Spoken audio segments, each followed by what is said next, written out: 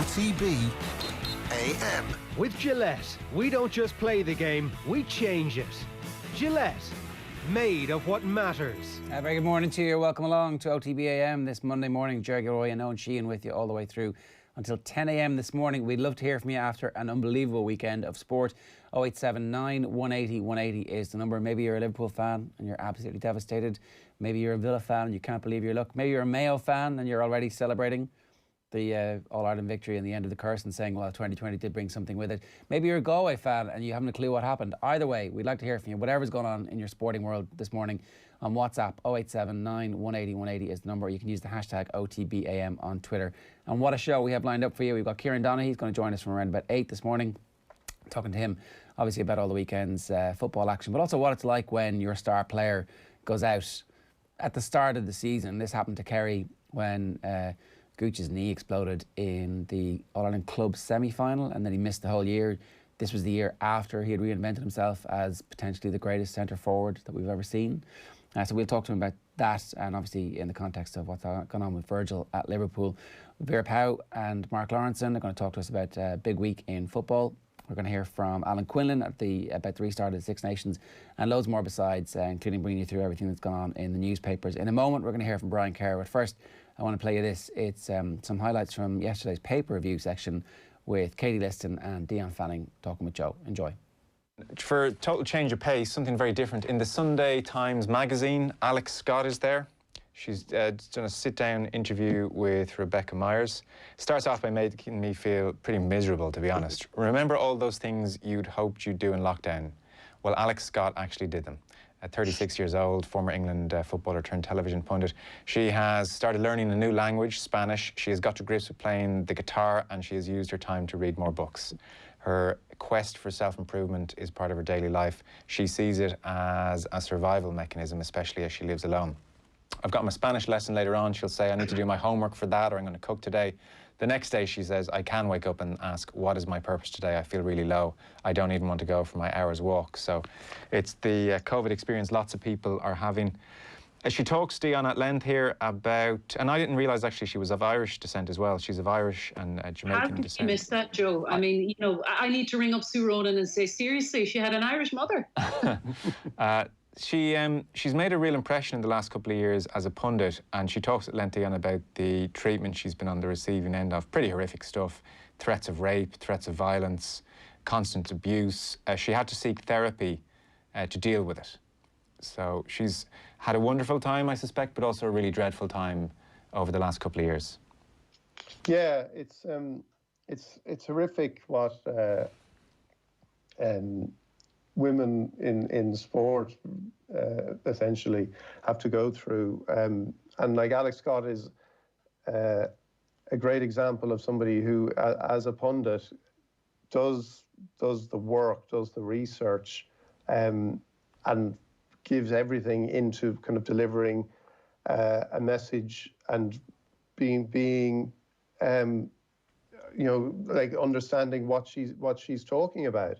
And, you know, not just what she's done because of what what she did in football, but then harnessing kind of research and knowledge to that and bringing it all together in a package. And again,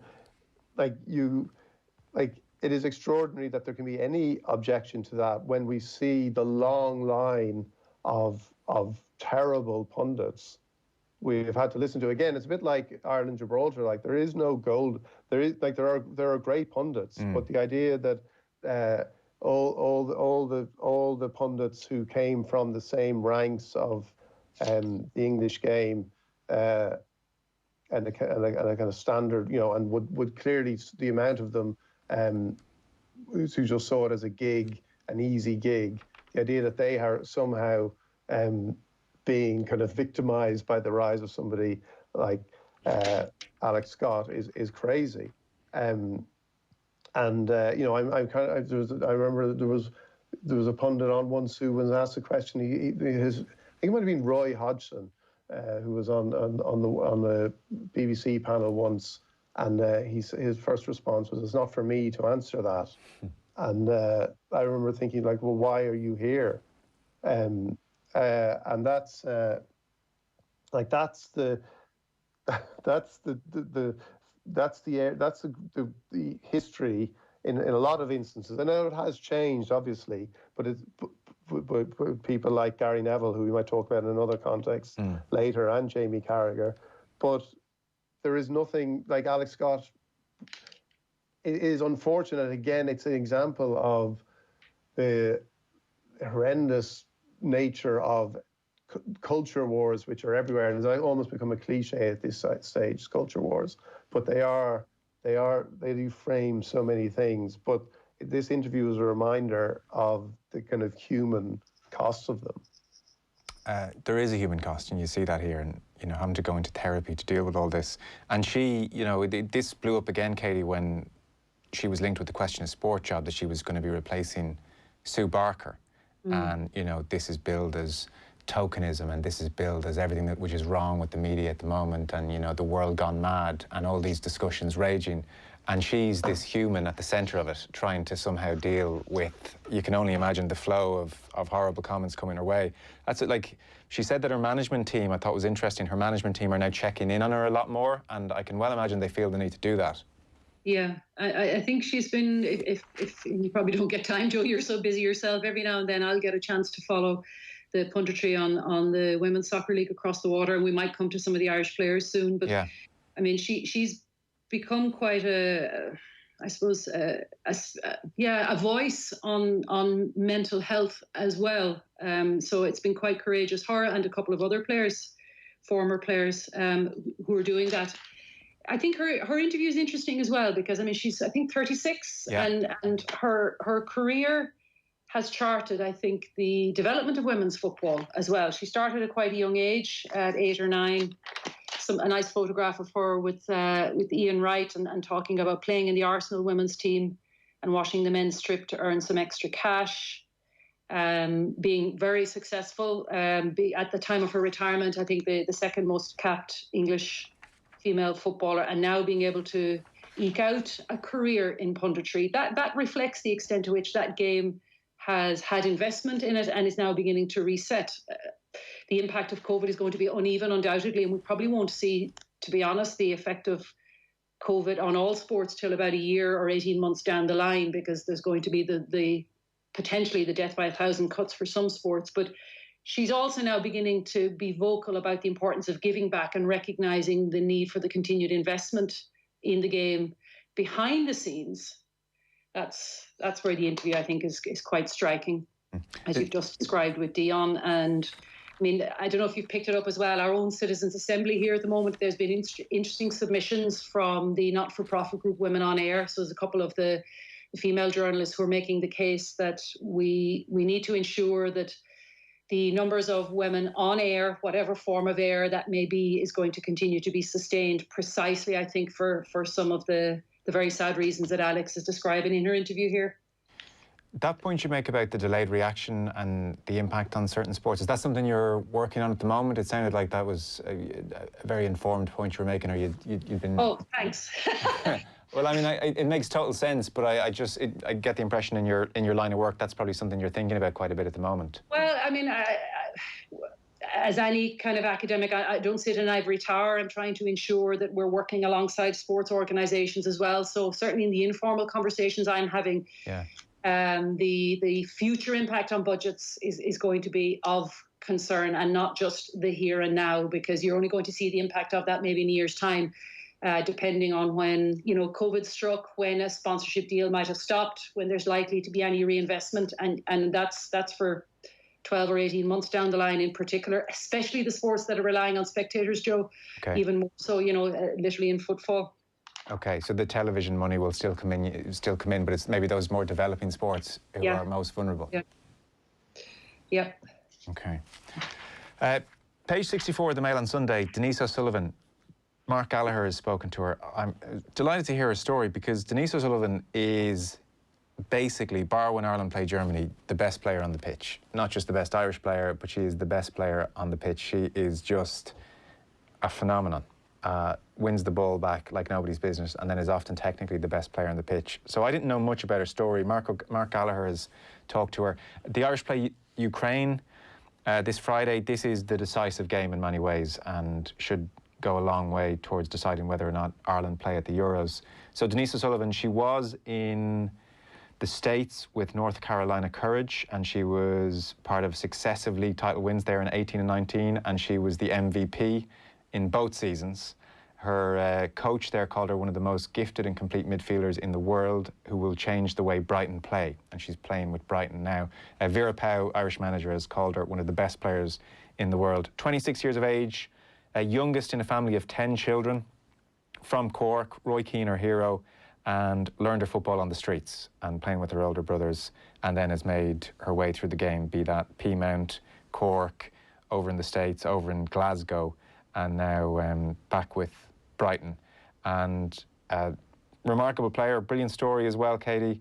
Talks about the loss of her father. It's good to get to know some of these players, because every time I've watched Ireland, she's just jumped out, as a really phenomenal player. I didn't know too much about her, so it's nice this week to get that interview with her. It is a phenomenal player, and you can see her personality come out on the field of play as well, Joe. Aggressive. She says herself aggressive a few times. Yeah, for sure. All you can see is the blonde ponytail bobbing constantly, because, and then it's pointed out here as well by those that have commented her in Mark Gallagher's piece, that she doesn't stop. She speaks herself as well about the extent to which she's now gradually, I suppose, changing her role a little bit, and she was encouraged to play a little bit more deeply. So she talks about the number 6 role. I was interested in how that would be reflected in her game at Brighton of late.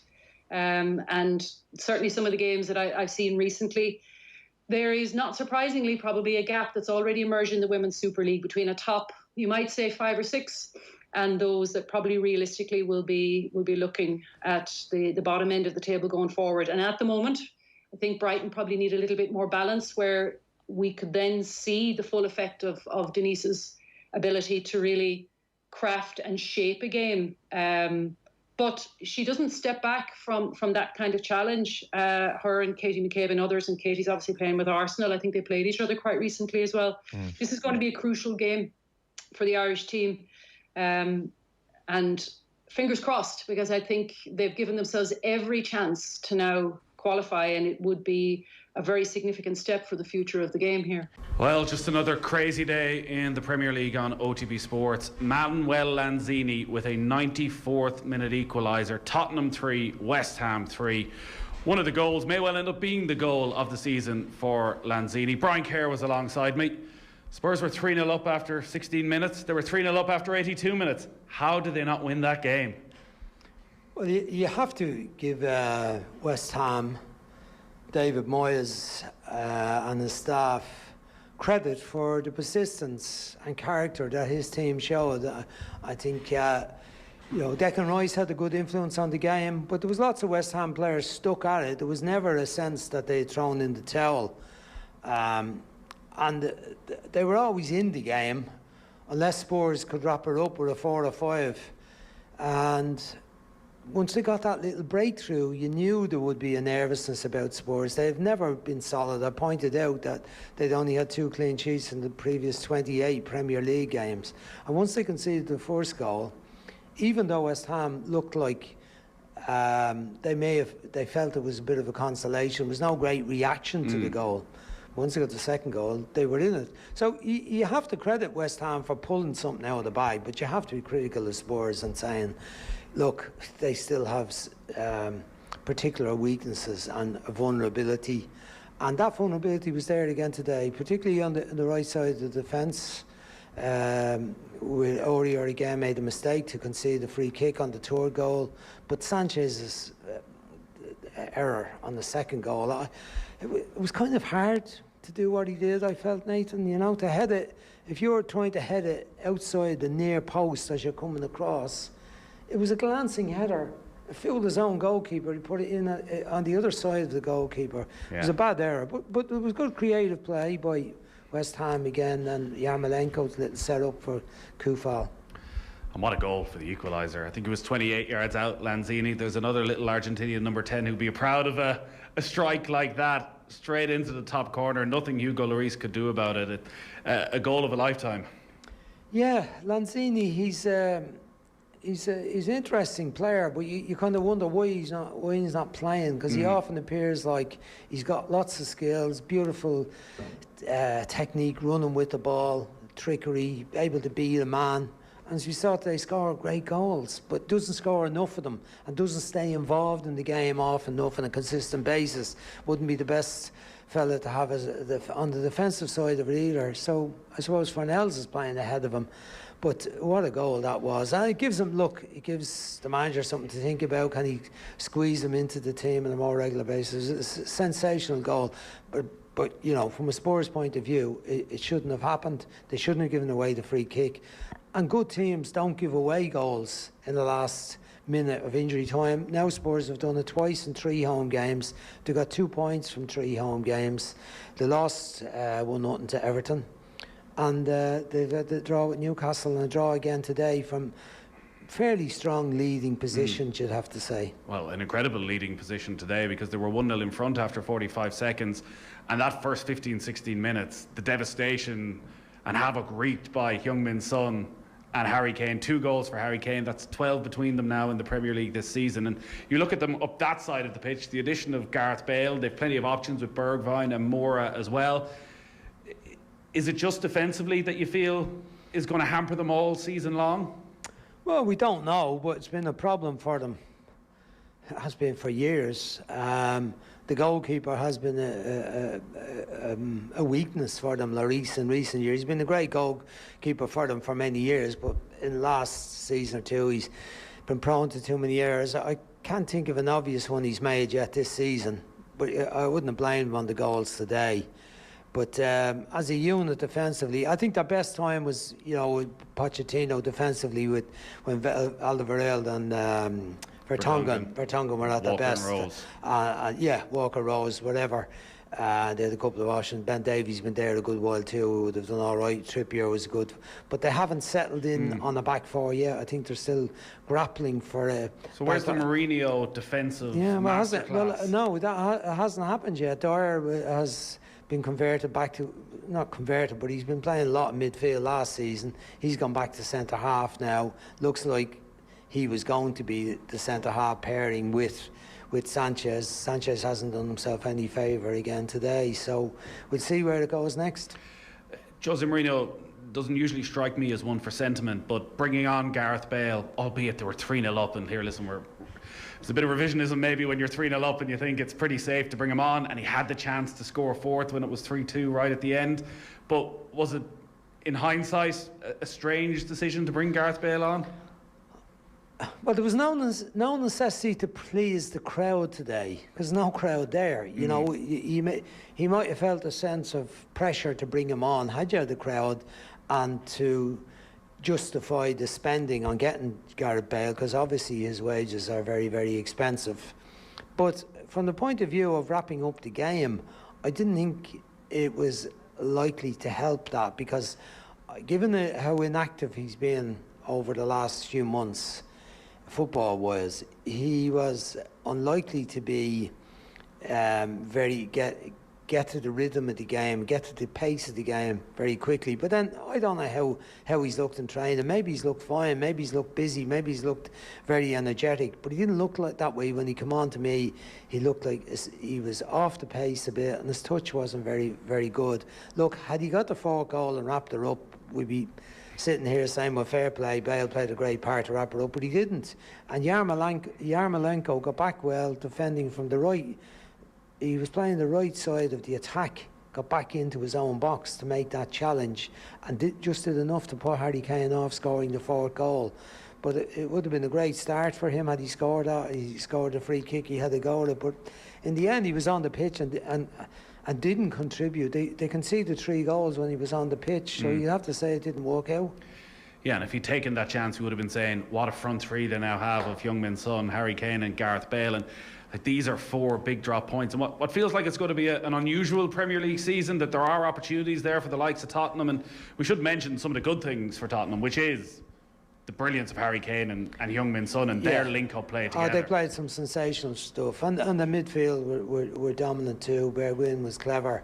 Some lovely combination players, little rat-a-tat passing, and West Ham were struggling to live with. And great finishing as well. And Harry Kane's 2 goals were superb goals. The general play with Son and him, that intuition they've developed is something remarkable and a joy to behold. They're a great pair to watch. But, you know, they'll be looking back at the fellas behind them saying, come on, we need a bit more from you. It can't be about us getting 6 against Manchester United to win a match. We've got to be able to win matches 1-0 or 2-0 or 3-0, as the lead they had today, 3-0 lead. The Newcastle one thrown away. They couldn't get a goal for them against Everton, obviously. But they pulled it out of the bag, having conceded the first goal against Southampton.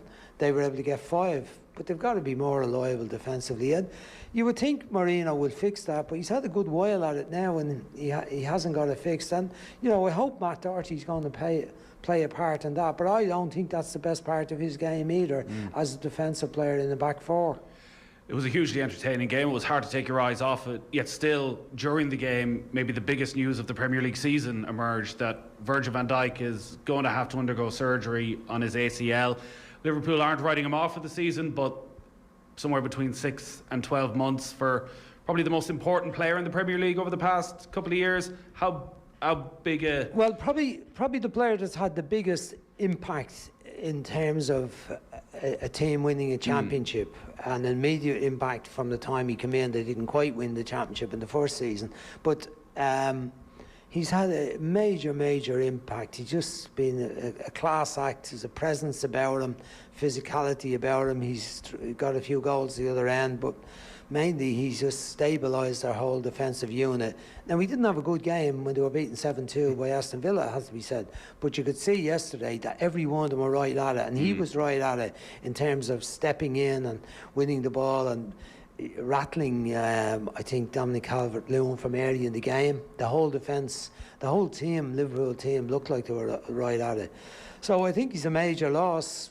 Can the other players there step up to the plate and do the job? We've seen Fabinho dropping into that position, play centre half occasionally, but it'll be down to Gomez, I think, now, and Matip to step up. They've had some injury problems too. Lovren is gone now. So, I think combined with the doubt about Alisson with the goalkeeper being a problem at the moment too, that Adrian, they got away with Adrian for the first 9 games, I think it was, last season, and got through it and won all the games.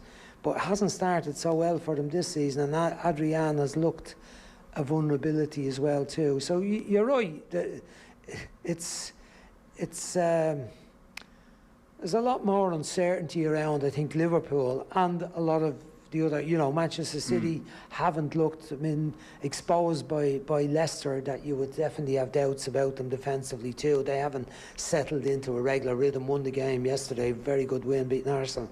But yeah, there's hope for the other teams. Well, they've got to show some consistency. The likes of Spurs and Chelsea and Manchester United, they've got to show more consistency, which they haven't up until now. And to rub salt in the wounds for Liverpool was that Jordan Pickford got away scot-free, and it's been some controversy around VAR again, around offside, and it's an offside. There's nothing subjective about it, whether you agree or not. The way they're going with the rule, Sadio Mane was a millimetre offside, but for them to miss that incident with Jordan Pickford. I just can't understand. I think Michael Oliver is a great referee. I think he has the respect of players, he respects the coaches, managers, people around the game. He sees things early, he's always composed and in control, and he makes big decisions. But I just didn't get it yesterday. I couldn't understand it. I thought it was so blatant on the first look. He wasn't too far away.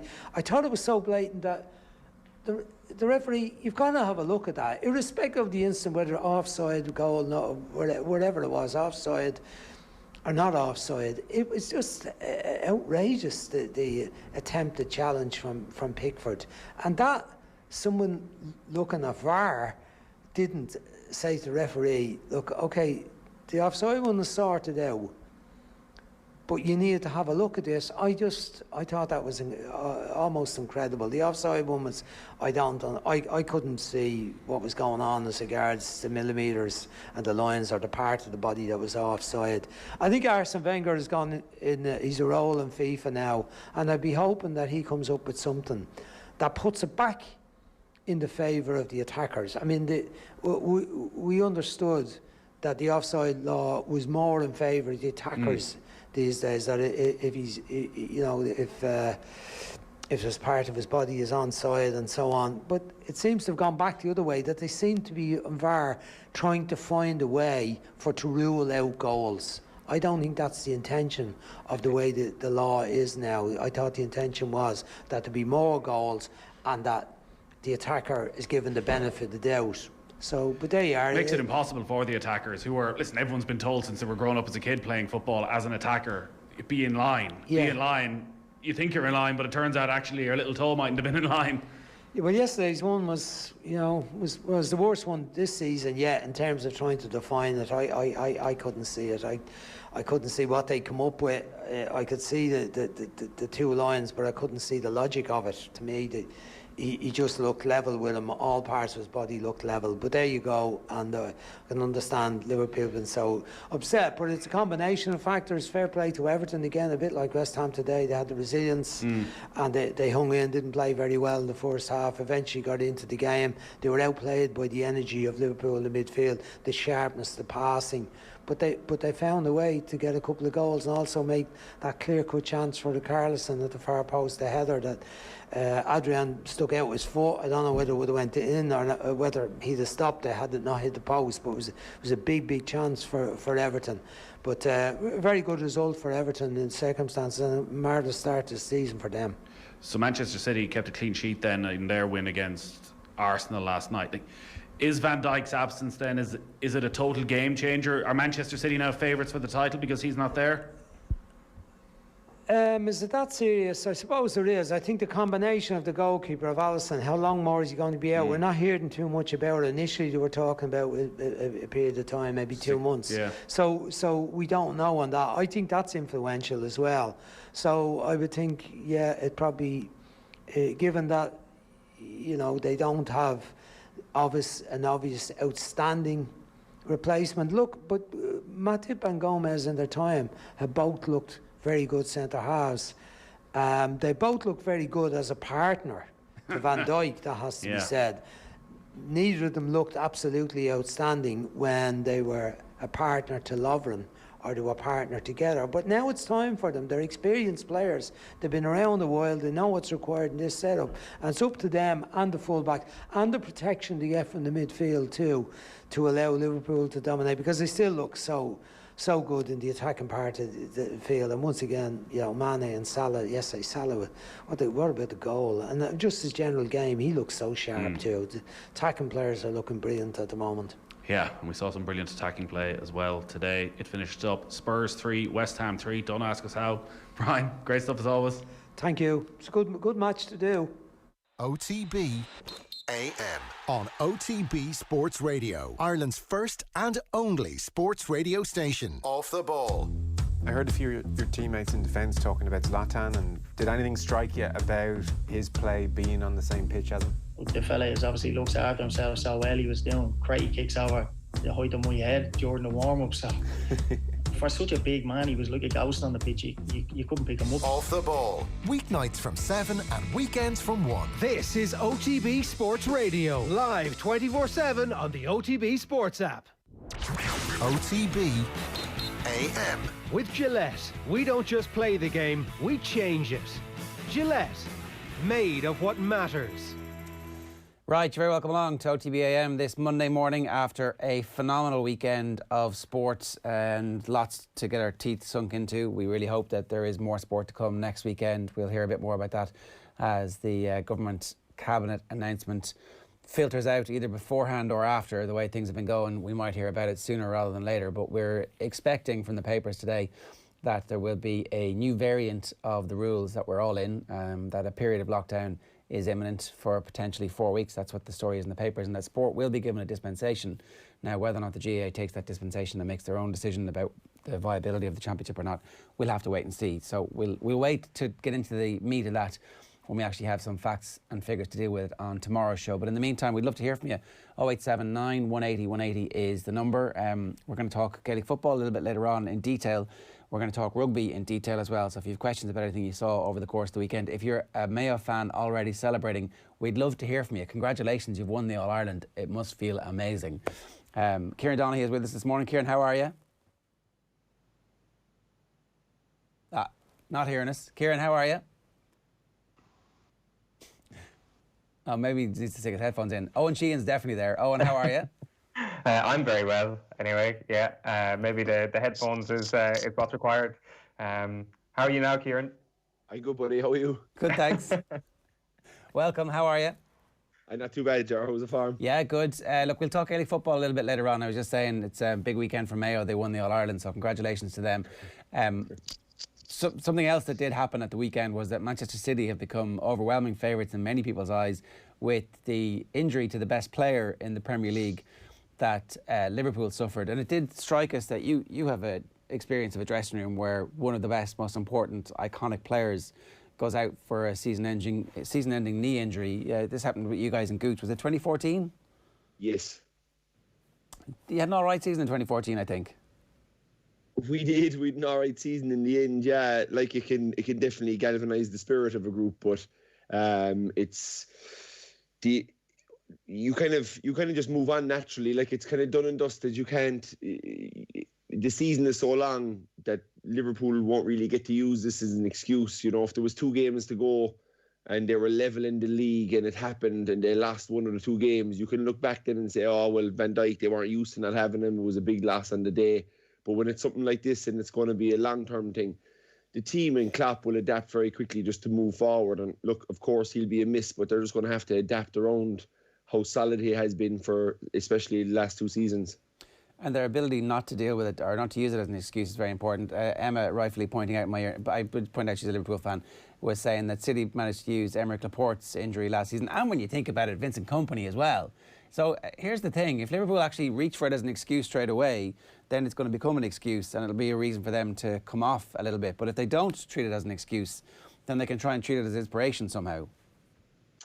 Yeah, exactly. It can't be used as an excuse at this stage. We're only a few games in. It's going to be, the season's going to be too long to be looking back in it. I'm sure Liverpool fans will point it if the results don't go their way this season and they don't defend their title.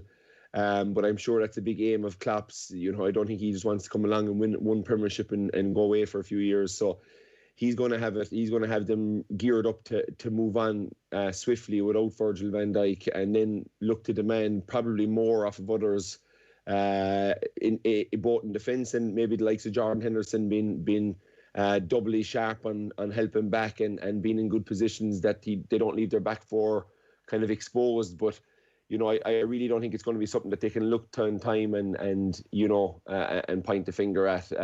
Only Liverpool fans will do that, as I said, if they don't win the title. But from a team's point of view, they'll galvanise themselves very quickly. They'll move on. They'll feel sorry for Virgil for a few days. It's sad to see him not out of there, but he'll go away and get his operation. He'll be on his road to recovery. He'll be doing the gym. He'll be doing his own thing. And all Van Dijk will be doing, possibly like Gooch did in 2014, if he's a good level of teammate, will be in around the group when he's back at it and he's back doing his running on the pitch and back doing his jogging, and maybe parting some wisdom on guys, maybe helping some of the younger players, maybe working with a Joe Gomez and kind of saying, okay, I'm going to take this fellow under my wing.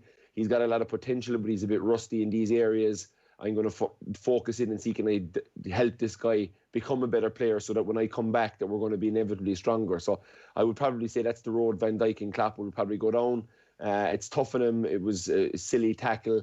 It is tough when you get that injury, but these injuries happen when there's nobody around on the cruise ship. So it is a tough one for them, but I'm sure they'll have plenty of time to adapt, and I don't think Klopp will look to use it as an excuse. The difference between these two situations as well is that Van Dijk is a bit younger than Gooch was when he did his cruciate. That I wonder if the long-term benefit of all of this is that Joe Gomez is going to be his centre-back partner who looks around and says, I held this defence together while you were away if things go well this season.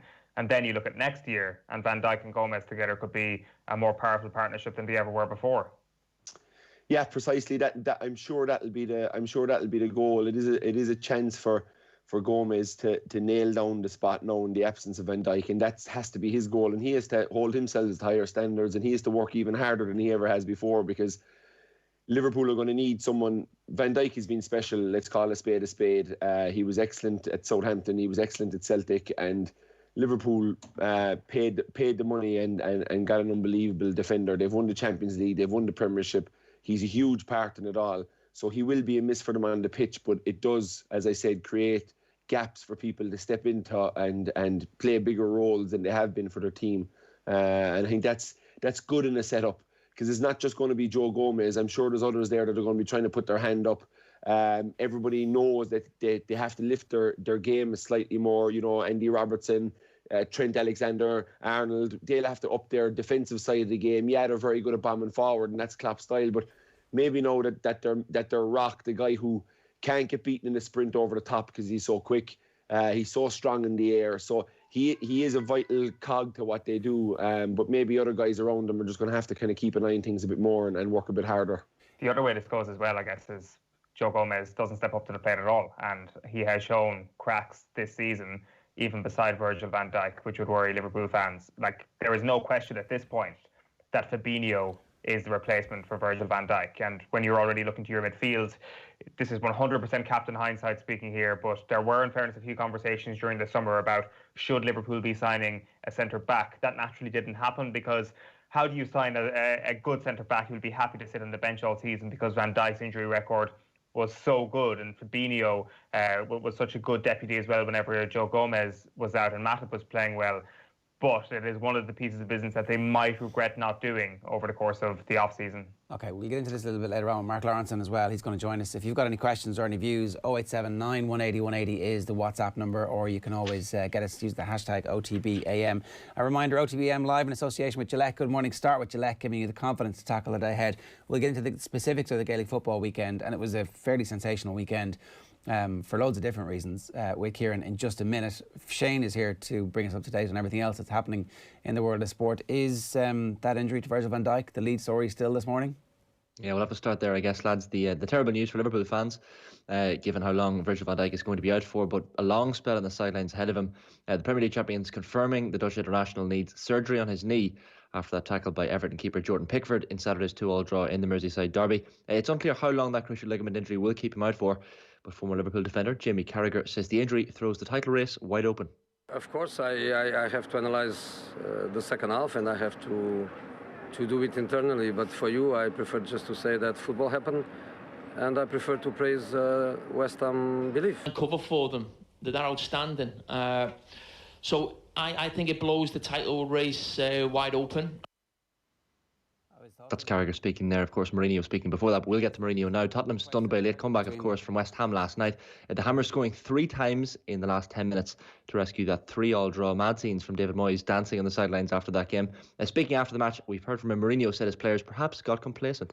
The last match in the national teams was on the Wednesday, and today is Sunday. Honestly, I don't think so, and I don't want to find an excuse at the level of fatigue. I don't think we ever believed that could happen. What happened, and we were punished by that.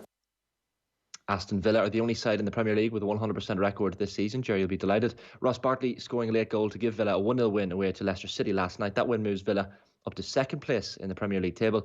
Elsewhere yesterday it finished 1-1 between Sheffield United and Fulham, while Crystal Palace against Brighton also was a 1-1 draw. Tonight West Brom and Burnley both desperate for 3 points when they meet at the Hawthorns. That's followed by Leeds looking to maintain their good start against Wolves. There's also one game in the SSE Electricity League I should mention tonight, the Premier Division. Derry City taking on Dundalk from 5:45. Shelbourne beating Sligo Rovers by 1-0 at Tolka Park yesterday. Just to run you through quickly yesterday's Gaelic Games action. Mayo marking the return to the inter-county season, as we've mentioned, with a 15-point win over Galway at Tuam Stadium, where it finished 323 to 17 points. Donegal beat Tyrone by 217 to 213 in Ballybuffet in the other game in Division 1 of the Allianz Football League yesterday. In Division 2, Clare saw Fermanagh on a scoreline of 111 to 19 at Cusack Park. A decimated Fermanagh squad, of course, for that game. And the Newbridge, Kildare beating Cavan by 121 to 20 points in Division 2. Some golf news this morning as well. Jason Kokrak claimed a 2-shot win at the CJ Cup in Las Vegas. The American finished up on 20 under par at Shadow Creek. Rory McIlroy and Shane Lowry both finished inside the top 30 on 6 under and 5 under respectively. Kokrak hit 8 birdies to win his first ever PGA Tour event on the 233rd attempt. Xander Schauffele finished second, with Tyrrell Hatton and Russell Henley tied for third. Spain's Adrian Otaegui picked up his first win on the European Tour for over 2 years yesterday. He shot a 9 under par final round of 63 at the Scottish Championship to emerge victorious on 23 under. And finally for me this morning, lads, the Pittsburgh Steelers moved to 5-0 for the season with an emphatic 38-7 win over the Cleveland Browns last night. Among the other games last night as well, Tom Brady getting the better of Aaron Rodgers as the Tampa Bay Buccaneers thrashed Green Bay 38 points to 10. Yeah, from 10-0 down, 38 unanswered points. Gronkowski is back as well, so we'll talk about that in the snap on Friday afternoon for you. Now, let's try and get our teeth into what happened in the Gaelic football at the weekend. Owen, where should we start here? Because there's a million different stories, and celebrating Mayo's victory in the All-Ireland, I think, is good for all of us. You know, as we said on the show, was it Enda McGinley who said that this is the biggest public health risk that there is at the moment? You were tweeting at halftime, geez, they better calm down here, we're going straight to level 5. Yeah, like 4+ is already looking precarious. Tony Houlihan walked back into government buildings as soon as he saw the score coming from Tuam Stadium yesterday. A public health risk developing. This was quite unbelievable, wasn't it? Like, I think that we had clung to this notion that form from pre-pandemic would just continue straight over, and I think a lot of us had Mayo down as big outsiders. I'm not sure if you go along with that, Kieran, that this completely blindsided you, this result yesterday, because even with the players that Galway were missing, some of the frailties that they showed are not the frailties you tend to get away with anywhere near Division 1. Yeah, I think Mayo, like, really, when you look at them, when you look at how consistent they've been at times in the league over the last number of years, you look at how good their forwards are at tackling. When you put that together with the experience they have, and plus the fact that they've finally succumbed to having a bit more patience with Aiden O'Shea and leaving him in there and not putting in ball to him, but mixing every ball up. They hand passed a lot of ball to him in the D where he caused wreck. He won 6 or 7 frees. Normally he's winning them frees on out the pitch. You know, he's 50 or 60 yards. He always gets fouled in the middle of the field. He gets around somebody and the first thing they do is foul them. It's no really advantage to Mayo. It slows the game down for Mayo. It allows defenders to get back. Whereas yesterday you saw him whenever he got it close to goal, and he's so strong and athletic that when he puts the head down and goes inside you, you know, you've 2 options. If you're 1-on-1, you're probably going to end up fouling him, and he got fouled for quite a lot of easy scores yesterday. He was a threat and over the top, which kept defenders back, which gave them a bit more space to bomb on from the middle of the field. You saw the way Oisin Mullen and Paddy Durkin were bombing up the pitch. So, yeah, like, you know, look, I don't want to judge it too much. I think it's very positive for Mayo, but I don't think it's as negative as it's probably been made out to be for Galway. I know Joyce said it was the most disappointing day of his career. He'd feel like that on the sideline looking out at it. But I think when he goes home and looks at it in the cold hard today, and I'd say they could be training hard for the ultimate prize. But when you look at it from a Galway point of view, they were missing 9 or 10. It didn't start well for them.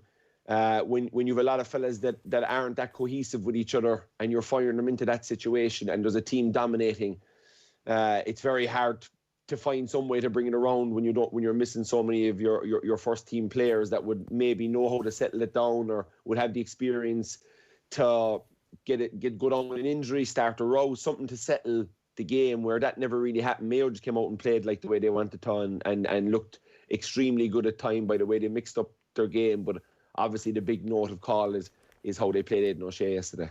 Yeah, just on that, like, why has Aiden O'Shea at full forward not been done more in the past? Like, I mean, it has been done, and he tends to get pulled out a lot. Is this a matter of perseverance now, where if things aren't going well, keep him there and be patient, because it will eventually come good? Yeah, I think it's probably been a lack of patience and on both parties, probably from Aiden and his management teams over the last number of years. Because look, he played there a few years ago. I remember a quarter final when you're in Croke Park, he got 3-4 or something. He just looked devastating inside there, or it might have been a game in Hyde Park actually. And you were kind of looking at him, kind of going, geez, they have to play this guy in here. Like, he's dangerous, he's powerful, he's smart, he's got the quick hands from the basketball. But what often happened was, if they ever played him in their own it's a tough position to play, especially in the modern game now, where bodies are back everywhere, and you can get a bit of. He likes to be on the ball. He likes to be dictating terms. But, you know, I said last year on this show that, you know, that at full forward, he just offers you more, in my eyes, in winning a game. Whereas in the middle of the field, he acts correct. He'll compete. He's good on the tropes, which I still think he can do both tropes. I think they can have set plays from the tropes and try and win both throw-ins because he's so good at the throw-ins as well. So I think you have to look at where he's strong, but then get him inside because, as I said, look, the earlier point I made, he won 5 or 6 frees yesterday. They're all ended up, there was 6 points. Normally when he's getting fouled out the middle of the field, they're getting nothing for it. It's actually harming their game because he does take it into contact out there. He does get fouled a lot out there. And fellas stand in front of him, and it just allows their team to funnel back. So I think with him inside, I think Oisin Mullen put in a lovely ball. Mark Moore put in a lovely ball on the outside of the boot. We saw the one that he went for that he missed, which is in all the papers this morning, that leap. But if he'd have caught that and landed and stuck it in the back of the net, you know, we'd be absolutely raving about it this morning. But it is a big call. I think the time he can play out in the middle of the field, he can play out there anytime. But I think when he's probably best is if he starts inside, leads the line, has patience, even if the first 15 minutes don't go great, to have patience, to stay in there and to stick it out and to make good decisions for your team. And I think if Mayo get leads in the championship come the wet months of November, possibly into December, you can definitely then bring him out with maybe 20, 25 minutes to go if you're comfortable where you are.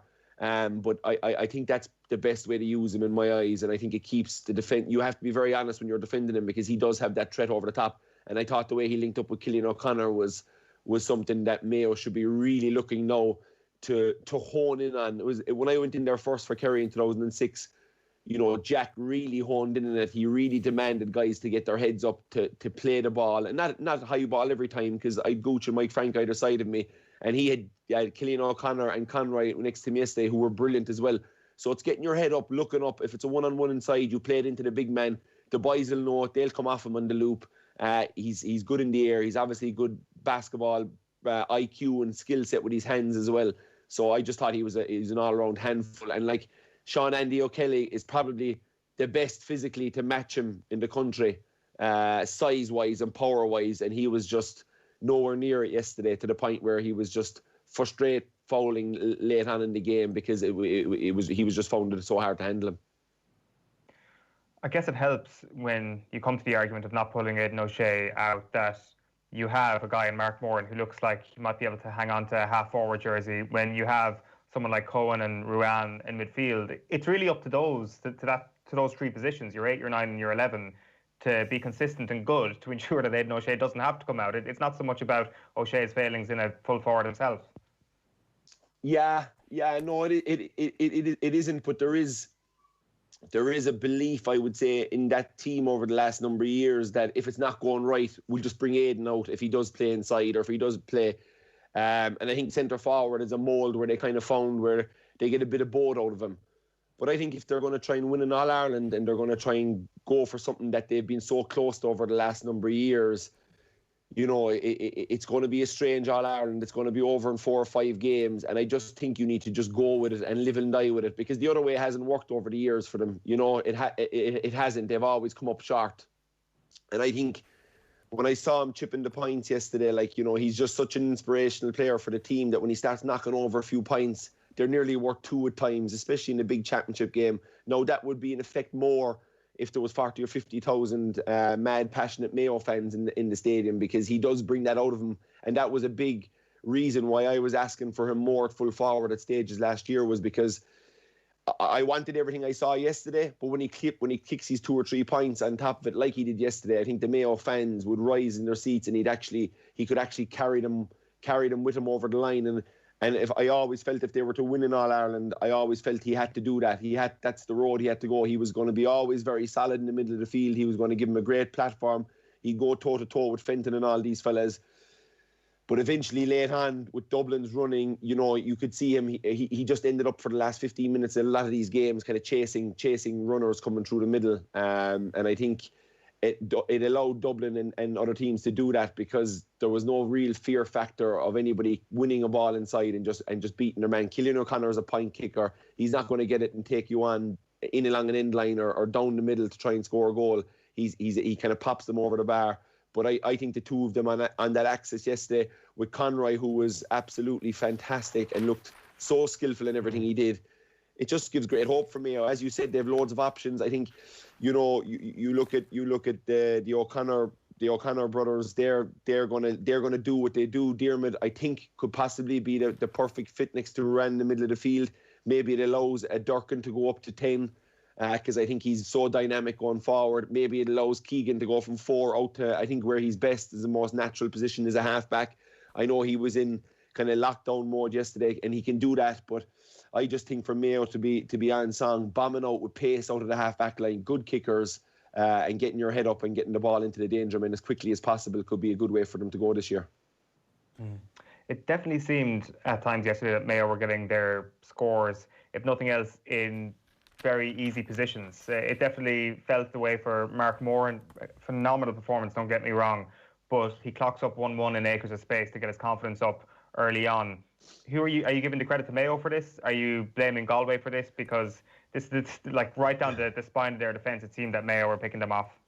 Yeah, no, look, as I said, I honestly, it's not a game or a result or a time, I don't think, to be overly dissecting. Of course, Galway will be worried, but what happens with a team when they're worried is all of a sudden, anything that would have been a bit not right, or anything that they were doing that was kind of a small bit off over the last few weeks, they'll be really honed in. They'll really dial in on each other now, and they'll start demanding more of each other because the fear factor will be there that we can't let this happen in the championship again.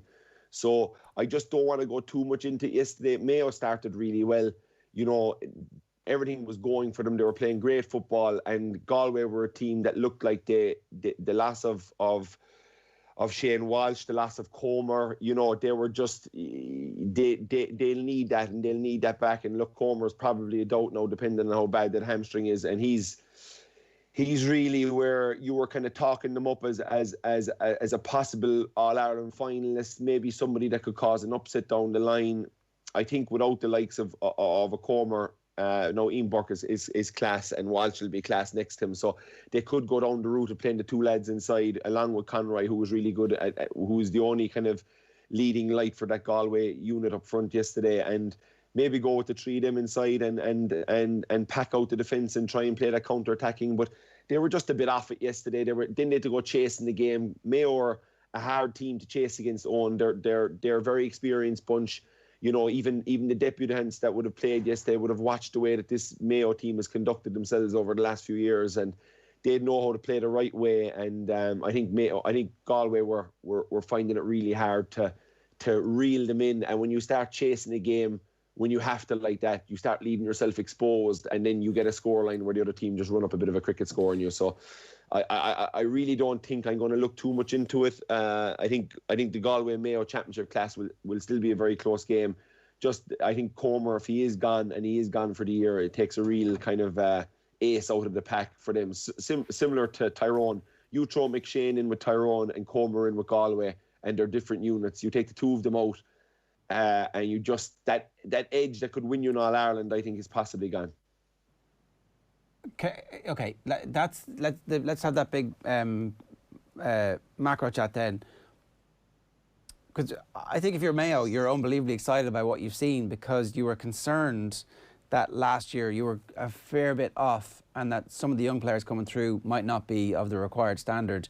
They've obviously been working away, growing their own games individually until they were allowed to train together in the last couple of weeks, and all of a sudden the young lads do look like they're on the pitch on merit alongside some household names from that Mayo team that we've really loved over the last decade. I would be very, very excited if I was from Mayo's perspective, notwithstanding the fact that the game was very easy for them yesterday. No, you 100%, Ger. You'd have to be. If you're a Mayo person, and I suppose the narrative about out there over the last kind of year or two is maybe the fact that they haven't got it over the line. There's a lot of their players going past 30 now. Is this the end of the road for this Mayo group? And yesterday tells me it isn't, because the likes, like Oisin Mullen, the way he drove onto the game yesterday from cornerback looks like he'd just be an absolute nightmare to be on, because if a fella's going to go with that kind of freedom and have the ball playing ability and look like Higgins at times in his early days when he was kind of weaving through when he was weaving through that Galway defence yesterday, very smart on the ball. Took one bad kick, which I looked at and kind of said, okay, he's going to hear about that in the video meeting during the week, and that'll probably end the silly decision making when you do all the good work to get the ball up to the field. Like, his job should be up there, should be, okay, can I run in here and hit an Aiden O'Shea or a Killian O'Connor in the D, screen their man and allow them come on the loop and kick a point. But look, you're right. The youth and the energy, Loftus in the middle of the field, even though I think he could probably end up wing forward maybe on this team. But, I think if you look at the young guys that they played yesterday, that will give both the Mayo fans hope, but I think it will breed a huge amount of confidence in the Mayo group, because you also, you've the likes of McLaughlin, Parsons, O'Shea, guys to come back into the team, Keith Higgins. You've got great experience to come in. And you've got or be the cavalry from the bench, which is kind of what Dublin would do. They wouldn't just play, they'd start the young lads and bring the cavalry off the bench. 100%.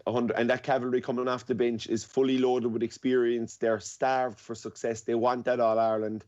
So those guys coming on, one, that they're still very good footballers, but two, that they're not going to make any bad decisions late on down the stretch of a game. So it's hugely positive for Mayo. You have to just put it like that. But at the same time, I don't want to go over the top with it, because I think I know the position that Galway team were in yesterday. They were hit by COVID hard. They have a lot of injuries. They lose a few fellas in the warm-up.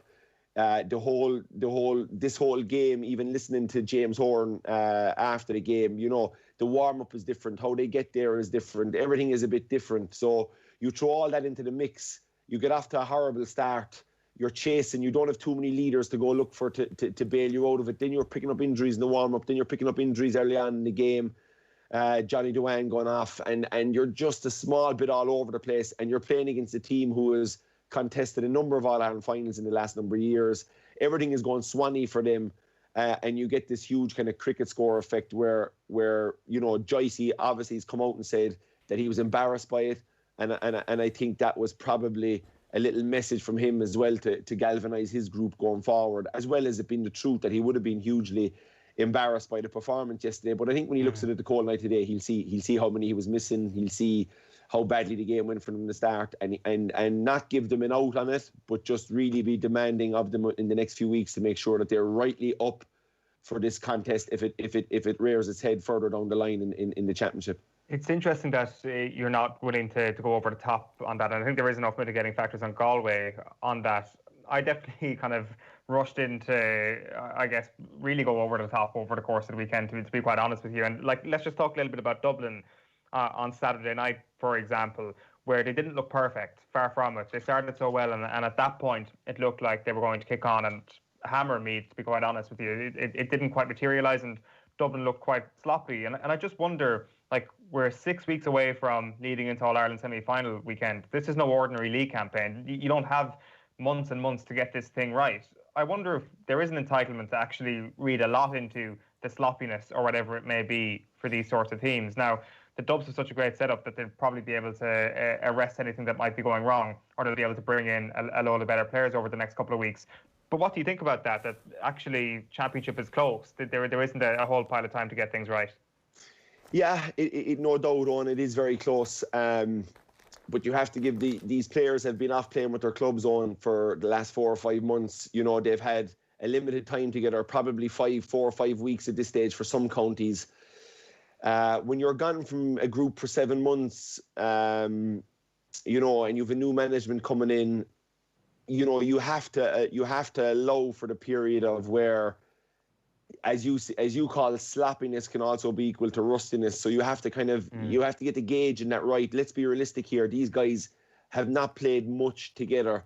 They might have been able to have a few trial games, training games, but nothing like a team would normally be set up 5 or 6 weeks out from championship, or 3 or 4 weeks out from championship. They'd be after spending a constant part of 5 or 6 months together. They'd be fluid with each other, So look, yeah, Dublin. weren't at their best. You got to give Meath a bit of credit. Meath have been unlucky in this league. They've performed well, but they just haven't probably been able to see games out and see the games over the line, which is why their position is where it is. But it wasn't like they were hammered in every game. They put it up to everybody. They gave Kerry a serious game here back in February inside in Killarney or above a Meath. But look, they're for Dublin, they'll be disappointed a bit with yesterday. You know, I saw Kevin McStay talk about maybe their discipline at times last night, their reaction to getting fouls called with them starting rows, you know, as a negative, whereas I looked at it as an extremely positive thing. Dublin still care an awful lot. 1, 2, they weren't willing to lie down, that they were still playing right in the edge, that they still have the hunger. That's all good things to see in my eyes from a team that's just won 5 in a row. If I came out and John Small wasn't really at it and wasn't in his man's face, and Johnny Cooper was letting fellas go down the middle, there was a few iffy tackles by guys yesterday. You know, if you looked at them like, and that was being allowed and people weren't reacting to it, I'd be nearly more worried as a Dublin fan. The fact that they were on each other yesterday, the fact that they'll know when they look back in the video it wasn't good enough.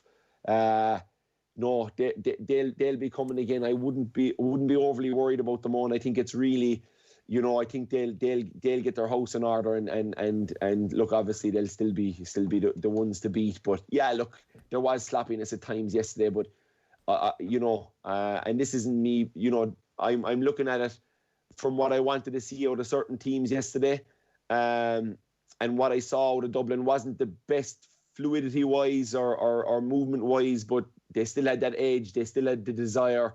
They were still getting cross with each other. They were still getting cross with the opposition. All stuff that leads you to believe that they aren't sleepwalking into this championship. They'll still have their Leinster run. They'll get a good few games and maybe a fright or two inside in that, and they'll be ready for an All-Ireland semi-final when the time comes. I actually think that's the most important thing in all this, that actually, if I'm Mayo, I'm unbelievably excited because you're going to have to hit the ground running at some point in Connacht. You're going to come up against somebody before an All-Ireland semi-final. There isn't a series of gimmies. For Dublin, that challenge that they had against Meath was essentially as bad as it's going to get for them in Leinster, which means that over the next 4 or 5 weeks, they can prepare themselves almost exclusively, not entirely, but almost exclusively for an All-Ireland semi-final and try and peak for that week and for the All-Ireland final if they're going to make it that far. Where everybody else, and with Kerry having to face this Cork team, like, we've kind of been joking about like Kerry not having any challenge. It's no joke, Ger. It's no joke. All of a sudden, you know, it's no joke. All of a sudden, Cork look like they're in good form. They've picked up exactly where they left off. Okay, the standard that they're up against is much lower than the standard that Kerry are up against. But can Cork give Kerry a game? Here I am asking 2 Kerry men. I'm stupid. I mean, it's the stupidest question I've ever asked in my life. You're both going to be, oh yeah, of course. Jesus, it's a 50-50 on any given day. But come on, honestly, what level of fear do Kerry have at the moment, or concern or worry about Cork? Oh, zero fear, Ger. Zero fear. There's not a hope Cork are going to beat Kerry inside in Páirc Uí Chaoimh. No, in all seriousness, Cork are mixing that blend of experience with a shot of under-20s. An injection of them guys came in last year. They're building nicely. They've got a good management team under Ronan McCarthy. Cian O'Neill is, you know, doing a lot of work on their physical condition. They looked really, really strong yesterday. Look, we're judging them on playing Division 3 teams, and the point was made last night that it's a serious step up in gap. But for Cork and Kerry, you have to realise a lot of these fellas have played college ball together. They know each other. They'll possibly have been on the same teams with fellas in college. They'll have a good understanding of this Kerry group. They've obviously had all the underage battles all the way up. But it's going to be a great game. I'm looking forward to not building Cork up. It's going to be a tight game. I expect Kerry to have too much for them up front in the end. I think Cork have the half back line was really good yesterday. They kind of bombed on O'Donovan, Matty Taylor and Kiley. Looked really good at bombing on. They had Ian Maguire in the middle of the field, who's a very good runner, and they'll look to get Kerry where Kerry have seen to have perceived problems over the last number of years, which is people running at them down the middle. And there's no better team in the land when they get under pump than Cork at running down the middle and going straight at you. The question is, will they have enough guile and experience to get over that Kerry group when the time comes? But, this is the fascinating thing that we're looking forward to. It's the winter football. It's a bad decision here or there by a ref. It's a close game that anything can go, and it's whoever gets a break of a ball. So, that risk of being out also kind of when fellas aren't overly used to in the Munster Championship could bring a bit of an edge to Cork for them to even open their eyes up more to the fact that they've got a really good chance of taking a scalp in Kerry and going after. But then Kerry will be saying, we're the All-Ireland finalists. We're ready to go. We're trying to get back there and trying to win that crown this year. And they'll probably want to put Cork in their box a small bit and kind of tell them that they are still a good bit off them. But I don't think the gap is that far at all. If you look through all the Division 1 teams over the course of the weekend, you could make a case that Kerry experimented the least. Certainly when it comes to their defence, Peter Keane has tried a blanket defence before. He went for it again. Everybody dropping back when Monaghan were in possession of the ball on Saturday. Is this something, in your opinion, that they're going to stick with over the next little while? Because it definitely seems personnel-wise, he had his first choice defence available to him for the first time in a long time, really, because of Peter Crowley's injury last year. Yeah, it's good to have Peter back. He is a good anchor there to have at 6. Paul Murphy as well at 5. He's so solid, he's so smart, he'll do all the stuff for the right team. But yeah, it looks like he's got this kind of Jason Foley, Ty Morley and Tom O'Sullivan and the boys had a really good year last year, and they're kind of learning and they're developing, and from the game to weekend they did hunt in packs a bit better. They were going after the ball. I was a small bit disappointed at stages last year where I felt that it was a bit just mano and you look after your patch and I look after mine, and I just felt that at times, but certainly in the Monaghan game, they were ball hunting a bit more. They were going after things a bit more. It looked like they almost played with a kind of at stages when they were getting Monaghan to go back and over the pitch, it was like they nearly had a Christmas tree effect. They were defending out in a kind of triangle and pushing people down the sidelines, which obviously if a ball's coming down the sideline and you're a corner back, it's a bit easier for you to defend. Where to put your man, what angle to be. You can play a bit in front. He's only got a certain amount of areas you can go if you've got a sweeper back there. But they've got a lot of very smart guys. Dave Moore in the middle of the field. Diarmuid O'Connor was very athletic yesterday, got around the place, was able to tackle, was good in his feet. He played a bit of basketball when he was younger too. So, I was a bit happier what I saw at times yesterday from the way they defend, or Saturday from the way they defended. But it was the scoring up front is where they'll want to be troubling this Cork team, and the defence is one part of it, and that's the bit obviously as Kerry fans, me and you, Owen, want to see them tighter always, because you want that defence to almost put fear into people, and I think it's you have to get to that point where you put fear into that position by how aggressive you are in your defending, how quickly you bomb up the pitch. They're all things that strike fear in opposition forward lines, and I think that's what they should continue to strive to improve. You coached Tony Brosnan and David Clifford together for Tralee. Am I correct in saying that? Yeah. How does Peter Keane get the best out of the two of them if the two of them are going to be starters for the next little while? Together, I mean. Obviously, we know how to get the best out of David Clifford. Yeah, no, they're two absolutely highly skilled individuals, and they're very driven guys.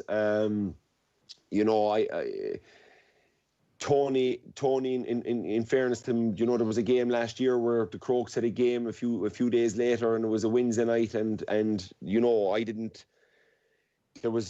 didn't want to play him, and it was late on. He wanted to come on, he wanted to play, and I just kind of looked at him and kind of said, this guy really wants to be out there and really wants to prove his worth, and we didn't give him a run that day. But in fairness, he probably punished me by scoring 2-10 against us in the county championship game a few weeks ago. So he's a highly skilled, very accurate, very tricky, and with any bit of a decent supply line and playing alongside David Clifford, who's going to take so much minding. He's a perfect little sniper of a corner forward, and he poses great problems to the Kerry management going forward, because he is a good option. If you throw in the likes of Gainey and Tommy Walsh and these other fellas, Killian Spillane that they have for the full forward line, he's just a bit of an ace in the card. He's slightly different. He's smaller. He's quicker than most that we have, and you know that old adage with the tricky corner forward, they're always hard to watch, and this fella will put it into the eye of the needle. He's a good passer, he's a good kicker, he makes good decisions, and he's a good teammate, and himself and David Clifford were brilliant around me last year, and I'm sure brilliant around the group for the lads, and that's good it's good that they've got the competition. It's good that the likes of Tommy Walsh and Gainey and Killian Spillane know that this kid is coming. It's great for us because we thought he was out with this punctured lung. I thought he was, the talk was he was out for the season. So I'm delighted for him because he would have had a tough time. He missed the county final after being scintillating in all the earlier rounds, and he'd be a huge loss if he was out for Kerry. But no, it's good to have him, and I'm glad Peter gave him a gallop in next to David the last day, and it worked reasonably well. He did have a couple of really good goal chances, and one of them, if he had side-footed it, probably would have given Rory Beggan something to do. It's something that you had to work on late in your career. You did a couple of one-on-one sessions with Colin Cooper. Is that something that Brosnan should be looking to do? His own clubmate, perhaps out-kicking ball, out doing a bit of goal work? Because if he can turn those opportunities into green flags, he can go to another level. Yeah, and I think he can on. I don't think he needs, I think he's probably been watching Gooch do it, to be honest, for 10 or 15 years. So he knows he knows how to put him away. Trust me, he can roof them and he can place them. So I wouldn't overly look too much into that. I think he'll be fine when it comes to it, and I think he could be a very useful player for Kerry this year. Whether they start with him and go with him, or whether they bring him on with 15 minutes to be that kind of pop a rocket for them that could do a bit of anything, and he can score long range points. He's extremely elusive. He's gameplay intelligence, as you well know, and from watching the Croaks so much down the years, they're so smart. He'll play the right pass every time. He'll do the right thing for the team every time, and he'll stick those chances when he gets them. Maybe a bit anxious yesterday, possibly to lay down a marker for the team, but I wouldn't overly be worried about Tony Brosnan putting in the back of the net. He's well capable and almost designed to do so. So I think if he gets those chances again down the road, there'll be green flags going up all right. Kieran, I've got to get your three standout players of the weekend. We've talked about Aiden O'Shea. Is he one of them? Yes. He is. He's one of them, no doubt about it. If Mayo are to win something, they have to do something different. That's been my point over the last number of years. What they were doing just wasn't getting them over the line, and I felt this was the move that would put most pressure on teams playing against Mayo if they were trying to win in All Ireland. And it's about them sticking with it. So Dean Rock was my number 2, 1-8 again the weekend, all-time Dublin scorer. Started really only around 15 starting championship games, so crazy numbers by him. 17 goals, 450 points is remarkable in the amount of time he's been playing. He's still only 30, and to be honest, the way he plays and how smart he is, there's loads more years in him, so I'd say that's a record that'll probably go unbeaten. Was it just me, or did he look actually like he's slimmed down a bit as well, almost like he's looking to add a little bit of extra mobility or something, or pace, or I don't know? Yeah, absolutely. He did look leaner to me too, and I met him this year with a video that we did for Sky Sports on his kicking and his free taking and some of the kicks that he took over the years, and what was his pre-game routine and what was his thought process with the hand versus the thing. But I was amazed. He's big as well, Ger. Like he's 6'2", like he's 6'3". He wasn't that far off me. I was kind of like going, Dublin don't put too much up for grabs, but he would be. His size is massive, so yeah, it's remarkable what he's done. And then obviously the centre forward for me yesterday, Mark, where I just felt the way he ran the game. He was both-footed. He could play little passes on his right or left. He looked really secure on the ball. His decision making was really good, and I think Mayo probably had the most guys that really kind of, put their hands up. If you throw the likes of Oisin Mullen and them guys in there, I just felt, I think James would be the happiest of the managers with his guys that were relatively unproven. I think he would be the happiest guy getting up this morning, having his coffee, thinking about next week, and the performance that his younger guys gave him yesterday, as well as being so pleased with what the older guys delivered. So he's definitely the manager that's enjoying himself most this morning. Yeah, but there's just the right amount of shaper about Mark Moore, and the way that he carried the football and was kicking it with the outside of the foot, and then the camera pans to the crowd and it's like, are they saying that he's the natural successor to the guy who's coaching him to do this? No pressure here, but and as ever, Mayo legends seem not to age; they seem to get younger. It's like that guy looks like he could still be playing. By the way, the two last things I wanted to ask you about. One is Conor McKenna. There's a clip doing the rounds of Michael Murphy bouncing off him. I've never seen it before. I've never seen it. He kind of falls backwards. What happened? It's like, wow. Yeah. I think Michael say his footing gave way, Ger, but McKenna met him, and McKenna's another guy yesterday from when I watch a good bit of Aussie rules, and maybe it's the game, maybe they're all so beefed up over there, but I just looked at him yesterday when he was in the warm up and early on in the game. Now I thought he was blowing early on in the game, so probably that first game back, probably pent up energy, bit of nervousness about playing with Tyrone. He just looked a bit leggy early on, but as the game went on, he certainly grew into it. He'll prove a huge option for Tyrone.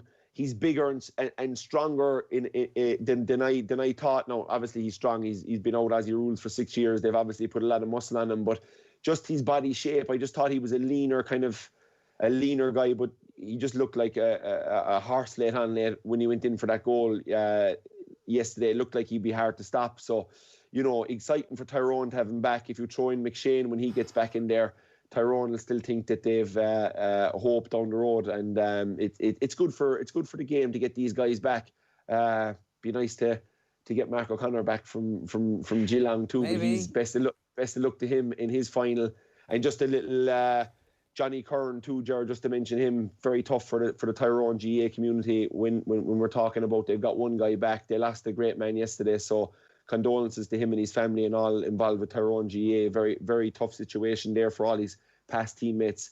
It's the second guy along with Kieran O'Connor this year as well. So look, it's really. 2020 has been tough for that, but Tyrone fans will be happy with what they saw with McKenna yesterday, and I'm going to give Mikey Murphy the bailout that his back leg slipped, Ger. That's fair enough. I can't wait to see them do it for real in a couple of weeks' time and see what happens when that's going to happen. The last thing is, right, everybody in every match afterwards was asked what they thought should happen, and everybody's divided between, look, we've got it this far to a point where we can realistically have these games, and as of yet there doesn't seem to be any evidence that there are outbreaks as a result of matches being played, and the inter-county setups have been so rigorous in managing everything that it seems like it's relatively safe to do so. It does seem like there's going to be an exemption. That's where we stand at the moment. It's 8:46, so we'll have to wait and see exactly what the government announcements are. But if there is an exemption given for elite sport and the inter-county season is given the go-ahead,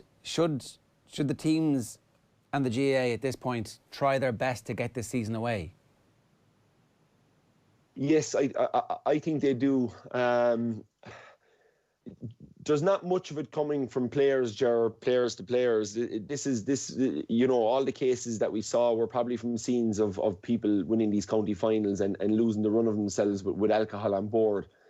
I think the GAA could look at maybe getting guys from the counties to maybe, we're here on Skype, Zoom was a big thing during the lockdown, Ger, and, rather than 7 or 8 guys or 10 guys meeting up in a house to watch games when they start coming, like you think of a Tyrone and Donegal game or a Kerry and Cork game down the line, and you're ringing a few fellas to come over for the game, and the house-to-house transmissions is where it's at. So I think the GAA could maybe look at coming together with a few of the players, get a few videos out there, tell people to set up Zoom parties if they want to chat about the game when it's live.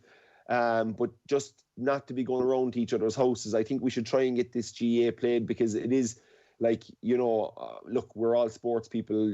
I was looking forward to watching the games Saturday and Sunday, and I think there's a lot of people out there that was probably the highlight of their week so far. So I think we should try our best to keep it going. I think we should continue to talk about COVID. I think we should continue to talk about sanitizing your hands, about wearing your mask, all these things. I think they should be. The GAA should look at maybe some marketing thing with the players to try and get the players to plead with people that if there's a Connacht final or an All-Ireland semi-final, that we can't have scenes out in the streets of local towns and villages around Ireland, that we can't have, that if the players are preaching to their supporters, listen, if we win a game and you go out and you celebrate and you start spreading COVID around the place, you're actually diminishing our chances of going on and doing something, because it's, you want to try and get them to kind of dial in on pleading with people to stay away from from any chance of being major spreaders of this awful disease, and try and get people to kind of dial in on the fact of actually the players are putting massive pressure and onus on themselves, Ger, I would say, in these groups, because you don't want to be the guy that brings it in.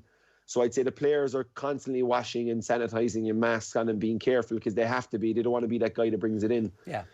So I think counties, and I think people, you know, and I think if the main guys in they're hugely role models, and we always look to them to be role models, and we're asking them to put a bit of risk here and play these games so that people have this outlet and people have the bit of joy of a weekend when the dark nights come in, that we can look forward to football the weekend.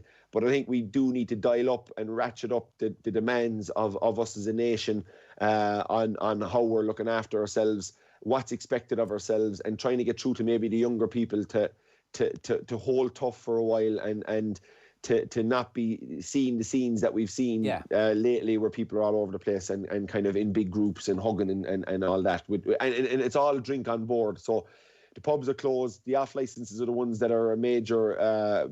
They're going to stay open unless that's changed, but they're going to stay open. But it's about how responsible people are collectively about having house parties, watching games, having big groups over to watch games, all that kind of stuff. If we can try and cut that out, I think the players are being extremely responsible and trying to stay as safe as possible so that they can play the game that they love, play the game that they've worked their careers off.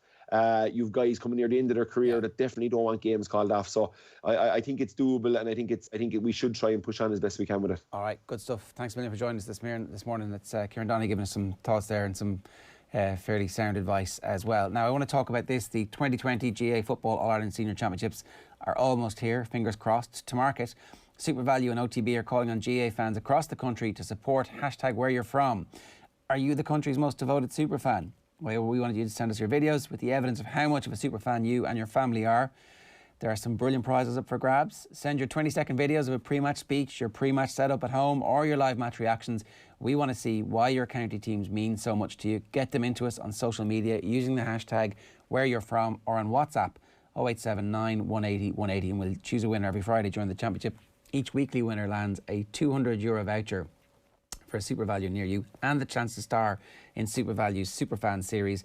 It's a fly-in-the-wall peek inside the homes of dedicated supporters around the country. Check out facebook.com/Super Value Ireland for more. And that number again, 0879 180 180. And send us in the most ridiculous ones, the best ones. They don't have to be staged. The less staged they are, the better, of course. Right, Alan Quinlan, good morning to you. How are you getting on? Morning, Ger. How are you? I just want to pick up on that point there that Kieran Donaghy was making about, you know, loads of people are saying, sports, you guys are going to have to carry the can the same way everybody else is. But having an outlet, having these games, it actually matters a lot to people.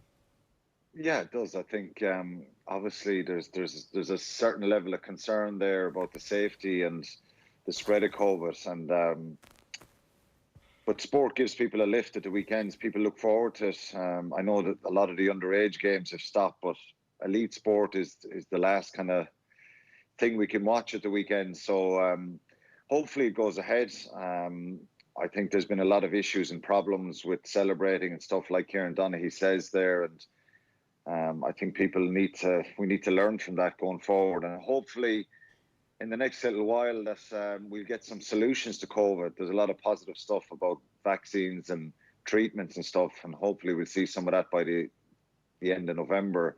But if we can continue sport, I think we should as best we can. And I was delighted to see the Alliance League back at the weekend and see games and matches. But obviously you've got to have strict protocols around those games and after those games and stuff like that. And rugby's the same. Yeah, and we're on the verge of the Six Nations coming back, and we're still a little bit uncertain about what the rules are actually going to say. So I think it's pretty clear that there will be a derogation for elite sports, and I've no doubt that the IRFU and the Six Nations are going to get those games away. We'll talk a bit about those in just a minute. A quick look back on the Champions Cup. It is one of those stories where it is the super rich versus the team who seems to have done things properly and slowly built and slowly built and slowly built. And I don't know how you felt. Like, were you romantically hoping that Exeter would win, or was it enough that you knew more of the players who were actually playing for Racing? Who are you up for in the end? I wanted Racing to win because of Mike Prendergast. He's a very, very close friend, and Simon Zebo and Donaghy Ryan. I think I played with Donaghy. He won a Heineken Cup with us in 2008, and I played with him for a number of years. Played with Simon Zebo for a short period of time at the end of my career, start of his Munster career. But you could have nothing but admiration for what Rob Baxter has done at Exeter, and I see some similarities maybe from maybe my time at Munster with Exeter, their story and backs to the walls, a little bit of a chip on the shoulder. I've had to do it the hard way, I suppose. They're very, very focused on homegrown players, and that's something that's very important for them. They're not full of superstars. I think probably if you look at the 06 team with Munster, that was probably the case. We certainly had Dougie Howlett and Rua Tupoki, Maffey in the 08 team, but we still had a homegrown pack of forwards who played Toulouse in that 08 final. So Exeter, 10 years ago, they came into the league, and I just think it's remarkable what they've done. The hard work, the dedication, the honesty. And he's signed players who epitomise that ethic, that work ethic scenario and being a team player. And he's a very, very likeable fellow, Rob Baxter. So it's a remarkable story what they've done to be European champions.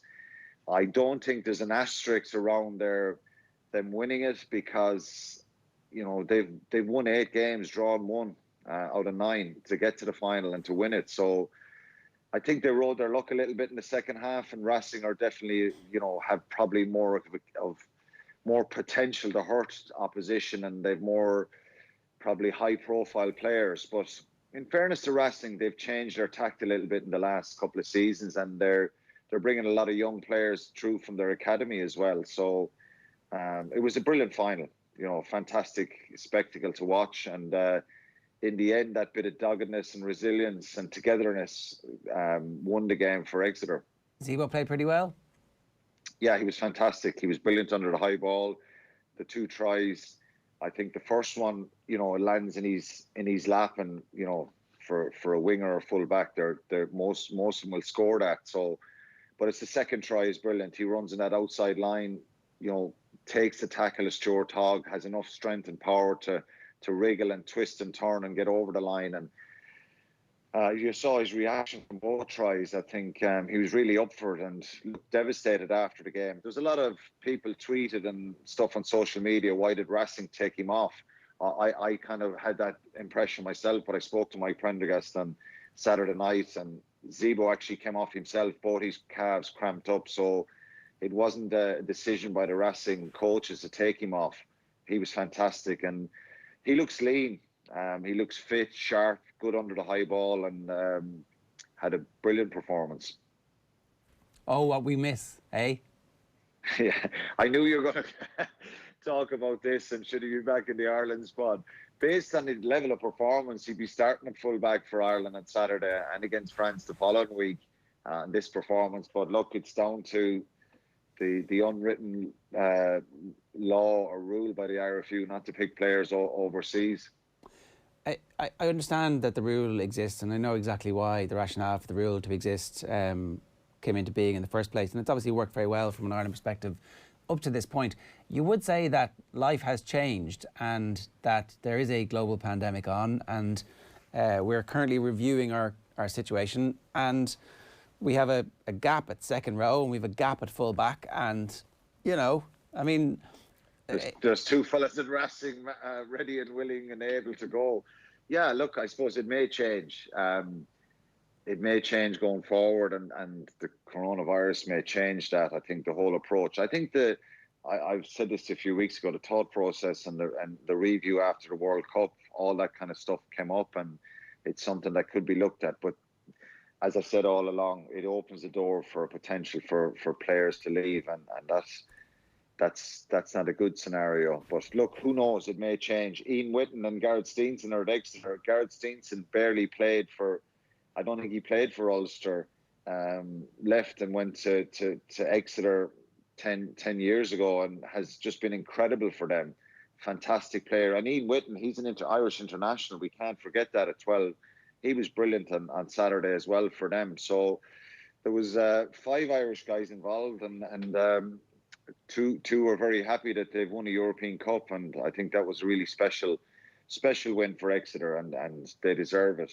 But Zeebo and Donaghy Ryan, you could easily slot them into the Irish squad for the next couple of weeks, but it's not going to happen, fortunately or unfortunately. Yeah, I would totally use the cover of, no, we're not changing the rules. There's just a massive, you might have seen the news, lads, there's a massive crisis on, and we're not changing the rules for the future, we're just changing the rules for now, for the next 6 weeks.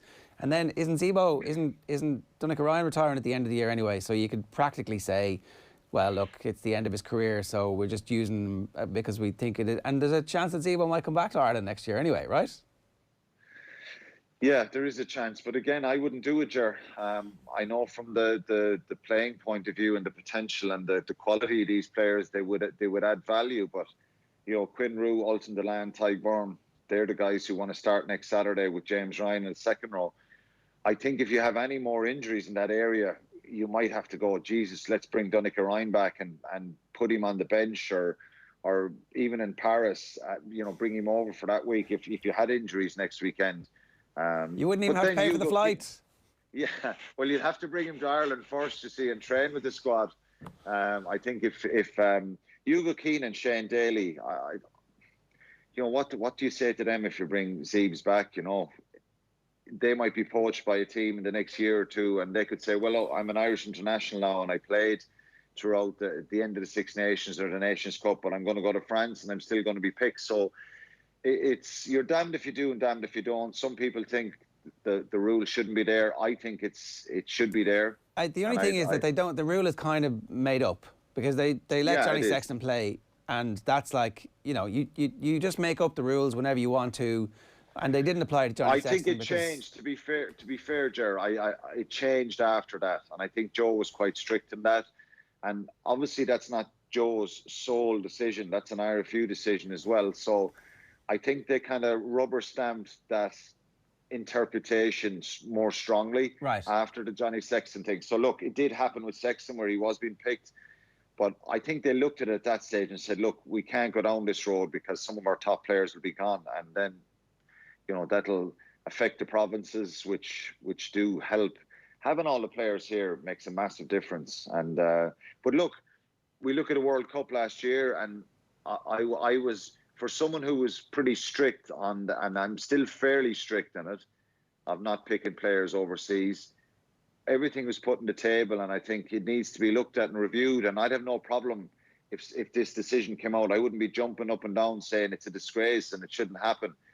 I think they might make allowances for it or come up with something where they can pick guys in certain circumstances. I think that would probably be the best way to go to start it off. Just very quickly before we wrap, Alan, Six Nations is back this weekend, as Ger mentioned. Give us a quick reminder of what is the biggest worry for Ireland going into this, because the last game obviously was the hammering against England. The biggest worry is not getting a performance on Saturday, which is a challenge because they haven't played together in so long. I think they need to get a bit of confidence and a little bit of momentum on Saturday against Italy, and at least if they have a spring in their step going to Paris, they won't be expected to go and win a championship. They probably won't be expected to beat France. So maybe that'll suit them, that they'll be backs to the wall stuff, and that they won't have much preparation.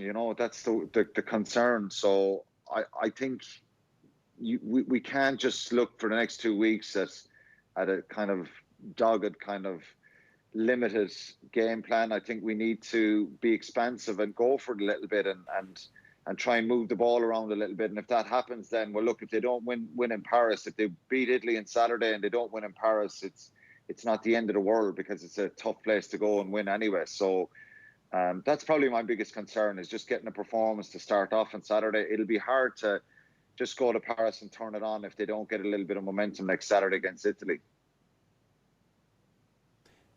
We obviously know Ryan Baird is out. Who do you expect to be the second row partner for the nailed on number one Ryan that we have at the moment? Well, if you're picking Italy and you've played a lot of games to this point, I'd start Tadhg Byrne.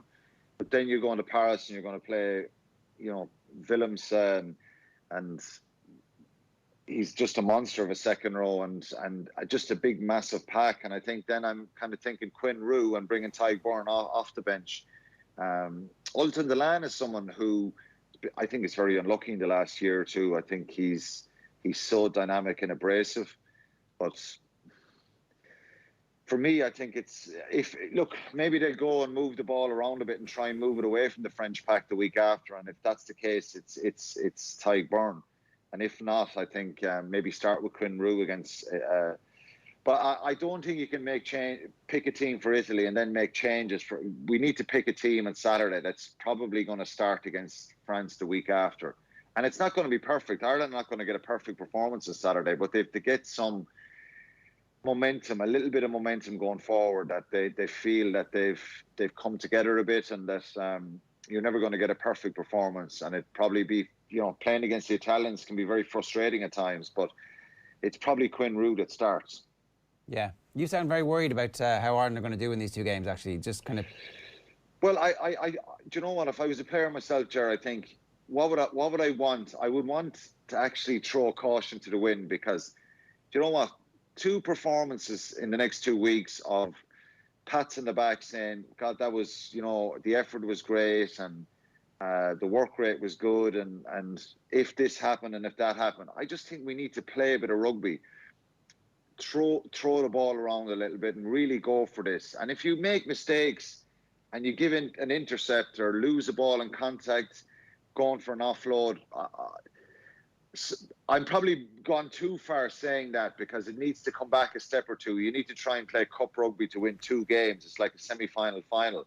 So, but I just would love to see a bit of a real expansive approach, not in our own 22, but just when we get into the opposition half, to really kind of be brave and throw the ball around a little bit. And it'd be a big change maybe from the way we've played, but I think if you get that in 2 weeks and we lose against France in Paris, throwing the ball around and really having a go and playing with pace and intensity, it would be brilliant to see. But it's difficult. You're missing Furlong, you're missing Earls, you're missing Kilcoyne, you're missing Jordan Larmour. So you're missing a lot of experience players who've been involved. But it's an opportunity for other guys maybe to step up. So look, we'll see what happens. All right, Alan, good stuff. We'll have you back on Friday when hopefully we know the team by that stage for the Italy game, and obviously whatever else news is coming out from the Ireland camp later on in the week. It's 9:06 here this morning on OTB AM. To mark the conclusion of 20 by 20 and celebrate a transformative 2-year movement for women in sport, we want to let you know that you're all invited to a virtual event this midday on Wednesday, October 21st. Join legends of Irish and international sport like Martina Navratilova, Edda Hegerberg, Rachel Blackmore, Brian O'Driscoll, Sonia O'Sullivan and more as we discuss and debate what future we want for women in sport in Ireland. Check out the Think It, Ask It hashtag or 20 by 20 social media channels for details on how to register. OTB Sports is a proud partner and supporter of 20 by 20. Plenty more to come this morning here on OTB AM. We're going to hear from Vera Pauw, the Republic of Ireland manager, ahead of their big game against Ukraine.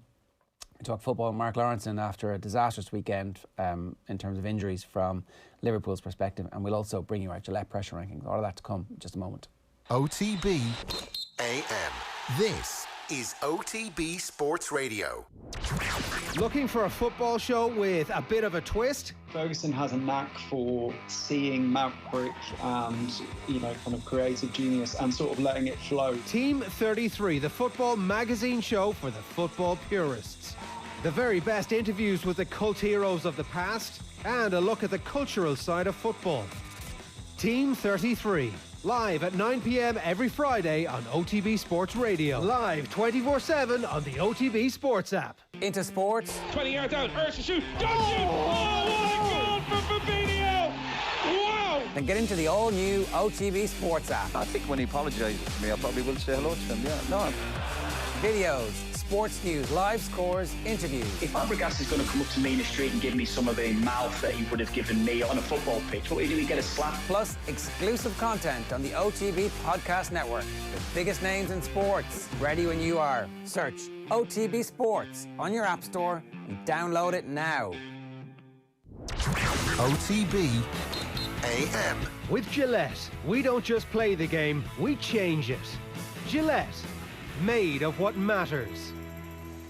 OTB AM. 9 minutes past 9 this morning here. We're going to give you a quick taste of what's on the back pages of the newspapers. VVD ACL KO. That's the Daily Mirror's succinct way of pointing out that Virgil van Dijk has suffered a fairly, it seems like one of those bad ACLs where because of the contact it's actually more difficult. I guess the details of that will emerge post-surgery, but they're refusing to rule him out for the rest of the season, but most people are ruling out Virgil van Dijk for the rest of the season. GA Endgame is the headline over their piece, wondering whether or not there will be news today about an end of the GA season being announced early. We're all pretty hopeful that that's not going to be the case. Bogeyman, golfer Bale teed off by 3 irons. That is Gareth Bale, who missed the opportunity to make it a 4-2 game, and then all of a sudden it's 3-all, and Jose Mourinho is very annoyed because in the build-up to that, when it was 3-0, we were all like, oh, Spurs, title contenders. Out of nowhere, title contenders. And then it goes 3-all, and you're like, well, they were a little bit Spursy in the end, weren't they? Back page of the Herald. We didn't talk about this a little bit earlier on, but Johnny be good. Dublin boss Farrell is hoping Cooper foot injury not too serious. So Johnny Cooper went off with a foot injury. Any injury that anybody suffers at this stage could well be season-ending, given how truncated the entire season is going to be. Van Dijk faces surgery and long absence to cruciate injuries. The very functional headline at the back page of The Guardian.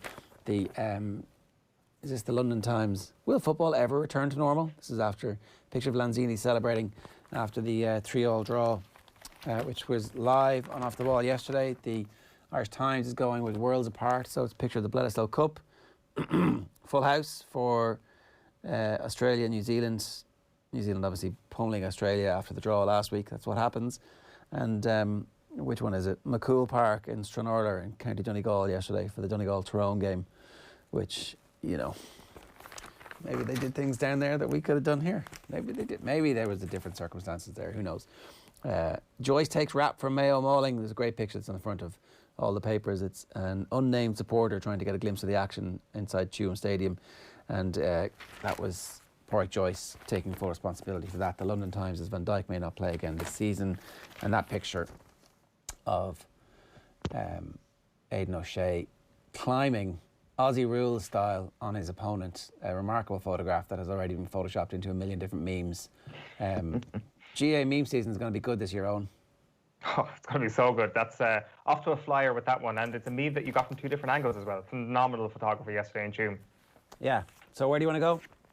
I want to talk about Sergio Aguero. This is something that is probably inside the newspapers today rather than on the back pages because, of course, it came from Saturday night, the game between Manchester City and Arsenal. Sergio Aguero basically put his arm on Sian Massey Ellis's shoulder, rubbed it along her back. It's a clip that's been shared millions of times on social media. And I guess he tried to reach for the correct adjective immediately here about this. And it definitely feels patronising. It feels a bit slimy. You've got Pep Guardiola coming out after the game saying, come on, guys, Sergio is the nicest person I ever met in my life. Look for problems in other situations, not in this one. And I was kind of thinking about this and like how those comments are quite interesting because it in a way suggests the normalization of this sort of behaviour on some level within football. And the fact that he is defending Sergio Aguero as a nice guy is one thing, but it also suggests that there's a chance here that Sergio Aguero perhaps feels he's done nothing wrong either. And I guess that speaks to an acceptance of this patronising attitude, which I think is kind of being shown in full force here on Saturday night, that, this culture of implicit intimidation, if you want to use that phrase, is so ingrained that there isn't even an acceptance by anybody here that something might be wrong. Like, I accept that the manager tends to stick up for the player here, but I think it actually speaks to a wider cultural issue here in football. So what you've got then is a blowback to this, as you always have on social media. You've got a lot of people saying, but look at all these football players touching male refs and all that sort of thing. And I think to make that argument, you've got to put everything that exists into a vacuum. You've got to dispel the why here and not bring into play any cultural significance of anything in the world when it comes to these things. And I don't think that's a fair thing to do when you discuss anything really, but especially when it comes to football. So if you take that argument on, you ask yourself, why would a player put his hands on a male ref. Like, it could be to do with aggression, it could be to do with being pissed off with a decision that wouldn't go your way. And then you ask that same question about why would a player put his hands on a female ref, and all those same reasons could exist. But it could also be for a whole host of other reasons, a whole host of other things that are present everywhere in society, and things that I think are particularly underlined when you get to football, which has been an industry that is largely male-dominated forever. So people are kind of like making this ridiculous argument. How can you expect equality when you are judging the female refs different to the male refs? And I'll finish up on this. I'm not sure how you can actually skew it that way. Like, the question surely is, how can you expect equality when you've got one of the most famous footballers in the world, the famous footballers in the league, putting his arm around a female official and rubbing his hand across her back? I think that's probably the question, isn't it? Yeah, don't put your hands on people. Don't put your hands on people. It's not that hard. Keep your hands to yourself. Where next? The lockdown news. What's your sense of what's going to happen here? Is it a level 4 plus, and the plus is the little asterisk that allows the championship to go ahead? Is that what we're expecting from a purely selfish and sporting point of view this afternoon / this evening? Because of the way that everything has been handled so far, with the leak and then the slightly worse or slightly better thing happening after the leak.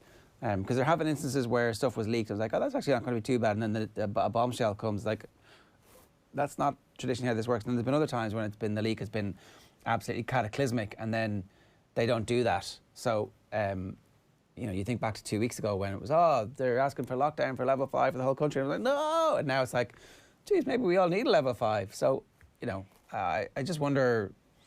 I don't know what's going to happen. That's my long way of saying I don't actually have a clue what the government are going to do today. You would hope that they have learned that there is room for a sophisticated approach here, that we don't need a blunt instrument that is going to ruin people's mental health and ruin the economy. There must be some way of protecting the most vulnerable while at the same time protecting jobs. We pay a lot of people to go and model out what might happen if we do one thing or another thing, and you would hope that at this point, 6 months into this crisis, 8 months into this crisis, that we've got a little bit better at that. There's no evidence that we've got any better at that, so I don't know what's going to happen. I would hope that they will let elite sport. I would hope that they will keep golf clubs open. I would hope that they would keep tennis clubs open. I would hope that they would give access to pitches for communities, and that they would continue to allow people to train, and that they will leave gyms and swimming pools open with, enhanced regulations around numbers, because the mental health and physical health of the country is at stake. It's hanging by a knife edge at the moment. Yeah, like that's all. I go along with that, and I totally, by the way, fully accept. And I think most people who are into GEA would accept a level 5 if it happens, because it looks like it might be the right thing to do. At the same time, having the GEA back the weekend wasn't half bad. I didn't think I would enjoy it as much as I did. 7 months is a bloody long time to go without inter-county football, and the hurling people will have their game back this weekend as well. The club season was phenomenal, don't get me wrong, but having the inter-county back was just a different level, and it was a thoroughly enjoyable weekend. It'll be an awful shame, while it might be the right thing to do, to not have that next weekend. Yeah, OK, let's move on. 17 minutes past 9 this morning here. OTB AM live in association with Gillette. Good morning. Start with Gillette, giving you the confidence to tackle the day ahead. Let's turn our attention to a wild weekend in the Premier League, and I'm delighted to say Mark Lawrenson is with us this morning. Mark, good morning to you. Morning. I think every weekend's been wild, hasn't it? It has. It really has. Mad. Aston Villa are the only team in the top 5 leagues in Europe with a 100% record. That is wild.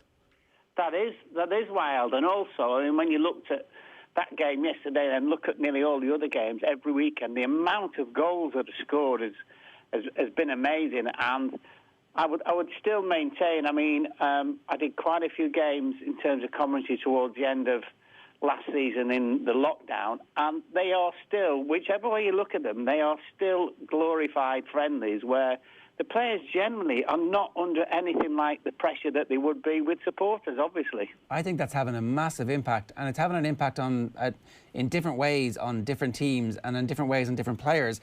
But if you were to say there's any kind of trend, it's that players who previously might have been suffering from boos or exasperation are suddenly willing to take risks and playing a little bit better than they might have done when the crowd was getting on them. Yeah, absolutely. They're playing with freedom.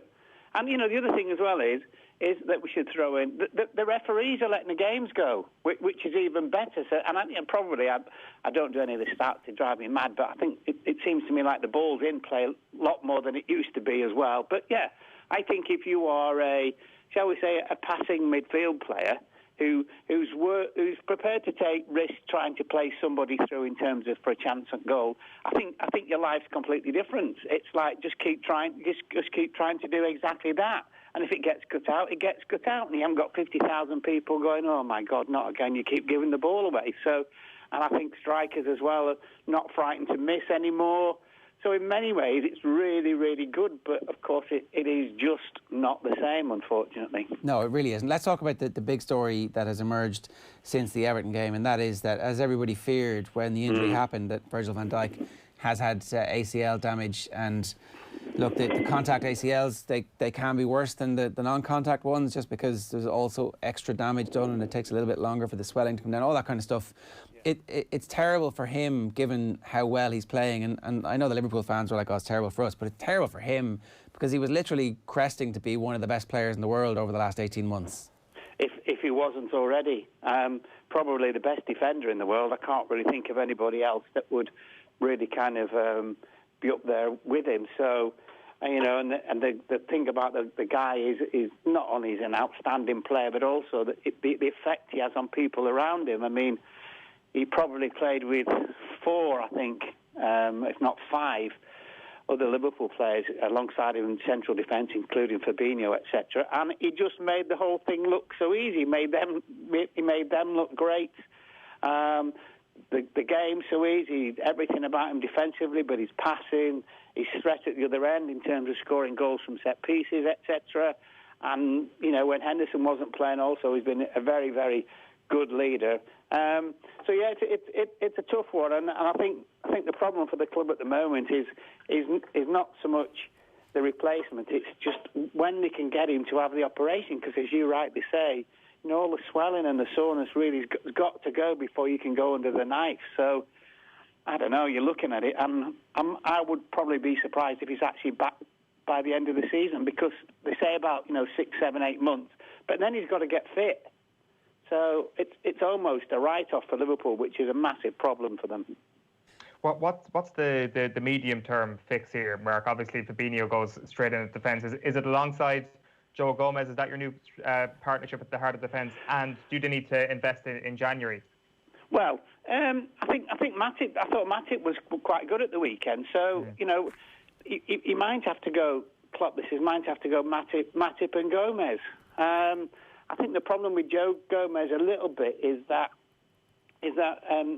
Trent Alexander-Arnold obviously loves to get forward all the time, and I think Gomez is still relatively inexperienced, and it's when Trent goes forward is a little bit with Joe Gomez. It's kind of he gets pulled out a little bit. So, but I'd go with him, because Gomez and obviously Van Dijk was very, very good. Gomez just hasn't started the season well, but neither's Trent. So there's just that little bit of a weakness. But I think I would just go with it, because Fabinho can go in and play there, but long term, it's like if you're a player who can play in many different positions, but you don't necessarily like some of the positions. So we have 3 or 4 games and it's all good, and then you suddenly think, you know what, I want to go back to play where I used to play. So I'd be more inclined to go Gomez and Matip. And generally, the thing about central defenders, the good ones, the glass is always half empty rather than half full. So what I mean is that you're always waiting for danger, expecting danger all the time. And Fabinho in there probably is not really like that. Yeah, is there an argument to be made that, I guess, given the transfer window that went by without having bought a central defender, you could skew that in a different way to say, well, at least they bolstered in midfield, and Fabinho's absence in midfield would be less keenly felt than Virgil van Dijk's absence in defence, and that could prompt the move back. Yeah, quite possibly. But then, you're going to... So the other thing which Van Dijk gives you, obviously it's a taken that he's not going to be playing, but is that physical and aerial presence as well, which you have to have. Fabinho can't give you that. And can Fabinho, yes, he can play in there in terms of with the ball at his feet because he's good and he'll be able to read the play, etc. But will he be able to organise people around him? Will he be able to say to Gomez, come on, get in a bit tighter to me, and occasionally say to Trent Alexander-Arnold, no, sit in here a minute because they're playing with a left-sided midfield player. So it's a difficult one. I mean, and then, you know, and I didn't really answer your other question in terms of what do they look for in January, but I would think in January they would go and buy another central defender, and whether that's too late in terms of the results in trying to win the league for the rest of the season remains to be seen, really. Look, Jordan Pickford, obviously, the tackle should have been a red card. Yeah. Should any retrospective action, should he get a red card retrospectively? No, I just no. I don't necessarily kind of believe in that. It should just have been a red card, and how it wasn't is probably the worst thing of all of it as well. I mean, that is a great problem. If you think about that, if you'd seen that, say, in the middle of the park, the referee would have been straight away red, gone. But he couldn't have got his card out quick enough. So, just a really, really strange decision by the officials. And one, I'm going to say that they missed, but how can they possibly miss it? I mean, that's the worst thing. But look, it's gone. So I don't necessarily believe in the kind of, you know, with the aftermath, well, yeah, it's a red, we're going to give him a red card. You missed it, and that's just the way that it is. The response from Liverpool to the 7-2 against Villa was good enough, I think, for everybody to go, the 7-2 was just a complete freak result as opposed to something terminal.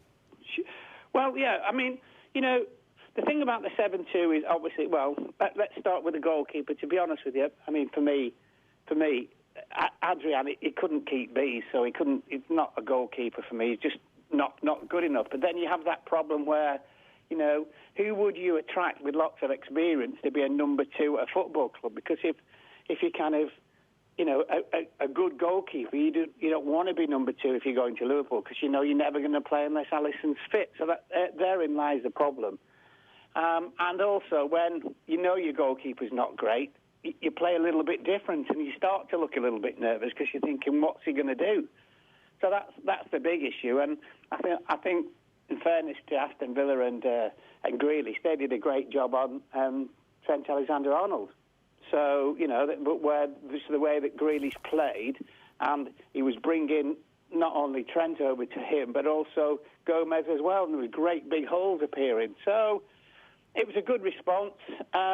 It remains to be seen, you know, what happens going forward for them and what Klopp wants to do in terms of, you know, as we discussed, is it Fabinho with Matip, is it with Gomez or whatever it is? Everton are still top of the table after the draw, and they were pretty fortunate with the offside decision at the end. How in this weird season, is there any possibility that they could actually be title contenders, do you think? Yeah, I think there is a possibility. I really seriously do. I mean, you know, they look great across midfield. There's any doubt about that whatsoever. And the acquisitions that Ancelotti has made have made them into a really good side. They've got momentum at the moment. You know, Calvert-Lewin scoring goals for fun, etc. But it's, you know, we know it's the old long hard season, etc., etc. But there will be a force. I don't think there's any doubt about that whatsoever. It's just whether over the course of the season defensively they're going to have enough. You know, I think if you're going to really have be a threat in terms of trying to win the Premier League, you've got to, also you've not got to, but you have a lot of days where you don't maybe play particularly well, but your defence does, and they keep a clean sheet, which gives you a chance of pinching a goal at the other end. And I'm not certain whether Everton have got that at the moment. There were only 2 clean sheets all weekend, and one was Man City, the other was Aston Villa. It's really important for Manchester City to, again, also show that they're capable of bouncing back from recent defeats, and against an Arsenal side who did have a lot of hype around them coming into the game, and against a manager who knew Manchester City so well. With the injury to Virgil, are Manchester City now automatic favourites for the title, or what do you think? Yeah, but only just. I think that is the proviso. Only just because we still, you know, Arsenal could have got a draw there. I don't think there's any argument about that whatsoever. So there's still that little thing with City defensively. Look, we know on the day they'll beat teams 3-4 and 5-0. De Bruyne are obviously available, etc. But again, it's really, just put you back to my answer in terms of with Everton, that City, I mean, they lost 9 games last year, which is almost unheard of, and they still look at the moment as though they are capable of losing games. But there's no doubt it will be. It's like if De Bruyne is out for the season, Liverpool hear that, they think, wow, we've got an even better chance now of winning the league. So probably the answer is yes. When Spurs were 3-0 up, a lot of people were going, wow, Spurs are amazing. Look at that front trio. And they still have Bale to come off the bench. Yeah. And then it finishes 3-all, and we're like, oh, they're a little bit Spursy. Oh, they're all Spursy. You're always Spursy. And it's a bit like, you always think with Spurs eventually they will let you down. And Arsenal have been like that the last 2 or 3 years, and maybe they're not going to be like that with Arteta. But Spurs most definitely will let you down. And, it's interesting. I watched, obviously, the game. I missed the last half hour for a very valid reason. But at half-time, I mean, Mourinho walks on the pitch and he walks off with Harry, and it's all fine, and it's absolutely fabulous. And I'd love to have heard what he said at the end of the game. I mean, it would not have been his fault, would he? That we're 100% certain. No, that's for sure. Like you're trying to pinpoint weaknesses where the Spurs team wouldn't be able to contend, because I guess for 60 minutes yesterday everybody had Tottenham down as title contenders. It comes back to that vital position of the central areas of defence. Like even when Gareth Bale came on, I mean, he should have scored. Harry Kane should have put them 4-0 up before that. They should have been 5-0 up before those closing stages. It just goes to show that if your central defence is in any bit leaky, you cannot mount a title challenge. No, well, that's the point I'm trying to make, which is that I can only talk about when I played in terms of the football, but we knew that if myself and Hansen and the rest of the lads, if we did keep a clean sheet, that Dalglish or Rush would score, because they hardly needed any opportunities to do so, and it makes a massive difference. And I don't care who you are. I mean, you look at West Ham; they were all over the place. David Moyes is a big friend of mine, and I texted him after the game and stuff. But they're all over the place, and he was tearing his hair out. But the thing is that that they came back from it. That's the thing. I mean, 3-0 up at home, clubs like Tottenham should go on and win 5-0, and that's the real worry. Is, well, why can't you do that? As you rightly pinpointed, that defensively they look shaky as soon as they concede. What did Moyes say back in the text? I can't possibly tell you. There's 1 or 2 F's in it and other stuff. He said he could have done a Jose Mourinho knee slide yesterday. He was so happy. It was remarkable. And also there's a lot of questions about what Kevin Nolan has in his notebook, whatever he was showing to Manuel Lanzini yesterday. People saying that it could fix all the ills of 2020, given the transformation and fortunes for West Ham, whatever Kevin Nolan showed him. Yeah, well, that's definitely true. What I can say that in terms with Moyes is that he quite likes the team that he's got. That's the first time he said when he looks at his team, he says, and he knows, when they play well, they can be a problem for anyone. But I suppose after 16 minutes yesterday, he was like, really? You probably think he wasn't going to be in a job at like 7 o'clock at night. But he likes it, and obviously he's my mate, but he's a decent man. But he has in the last few years ended up with a sense of humour, probably because being at Manchester United and then being at West Ham has made him see it a little bit differently. One last question then: the issues that Spurs have, are they the same? Would you diagnose Chelsea with the same issues to the point where they're not realistic title contenders because they are just absolutely leaking like a sieve at the moment? Yeah. That's probably the best answer I can give you is just, yes, I don't think he knows his best team at the moment, Frank Lampard. I don't think there's any doubt about that. And it'll be a balanced thing for them. They look fabulous going forward. The signings look really, really good players in terms of, from midfield going forward. But defensively, absolutely all over the place. And they just, there's one thing, you can be maybe not particularly good defensively in terms of your ability of players, but you can be organised and you can make it very, very difficult for teams, but Chelsea just can't seem to do it at all. No, they're definitely lacking organisation at the moment. Yeah, Mark, great having you with us this morning. Thanks a million. Pleasure. Mark Lawrenson giving us some thoughts there on the weekend's football. If you want to share anything, 087 918 180 is the number. OTB Sport, in partnership with Cadbury FC, have kicked off a brand new series of in-depth chats with some of the biggest names in football. The 4th episode sees Harry Redknapp and Glenn Hoddle sit down for an in-depth chat. So stay tuned to OTB's social channels and OTB Sports Radio. Check out cadburyfc.com for updates on promotions and giveaways. Now, it's a massive week for Irish football. On Friday night, we travelled to Kiev to play Ukraine in a decisive European qualifier. Here's Irish boss Vera Pauw talking about what she learned from the first meeting between these sides. I learned about Ukraine that they underestimated us. I think that they were overwhelmed about our structure and the way that we were approaching them. If I see how they played against Greece, which is their latest game, and their perseverance to get as many goals as they could, and the way that they did it, it's more that I've learned from that last game than our first game. Our first game was that everybody just wanted so much to get a positive result, and there was such an intensity. The whole stadium felt this intensity. They brought it. The crowd brought it on the pitch. And now the intensity comes just by the fact that this is a final. It's a final for everybody, both for Ukraine and for us. And Ukraine, well, we all know they need positive impulse. Is that the right word? Because of all the troubles that they had with the Crim, and they're looking for positive moments. And I'm sure that squad is really ready to go for it.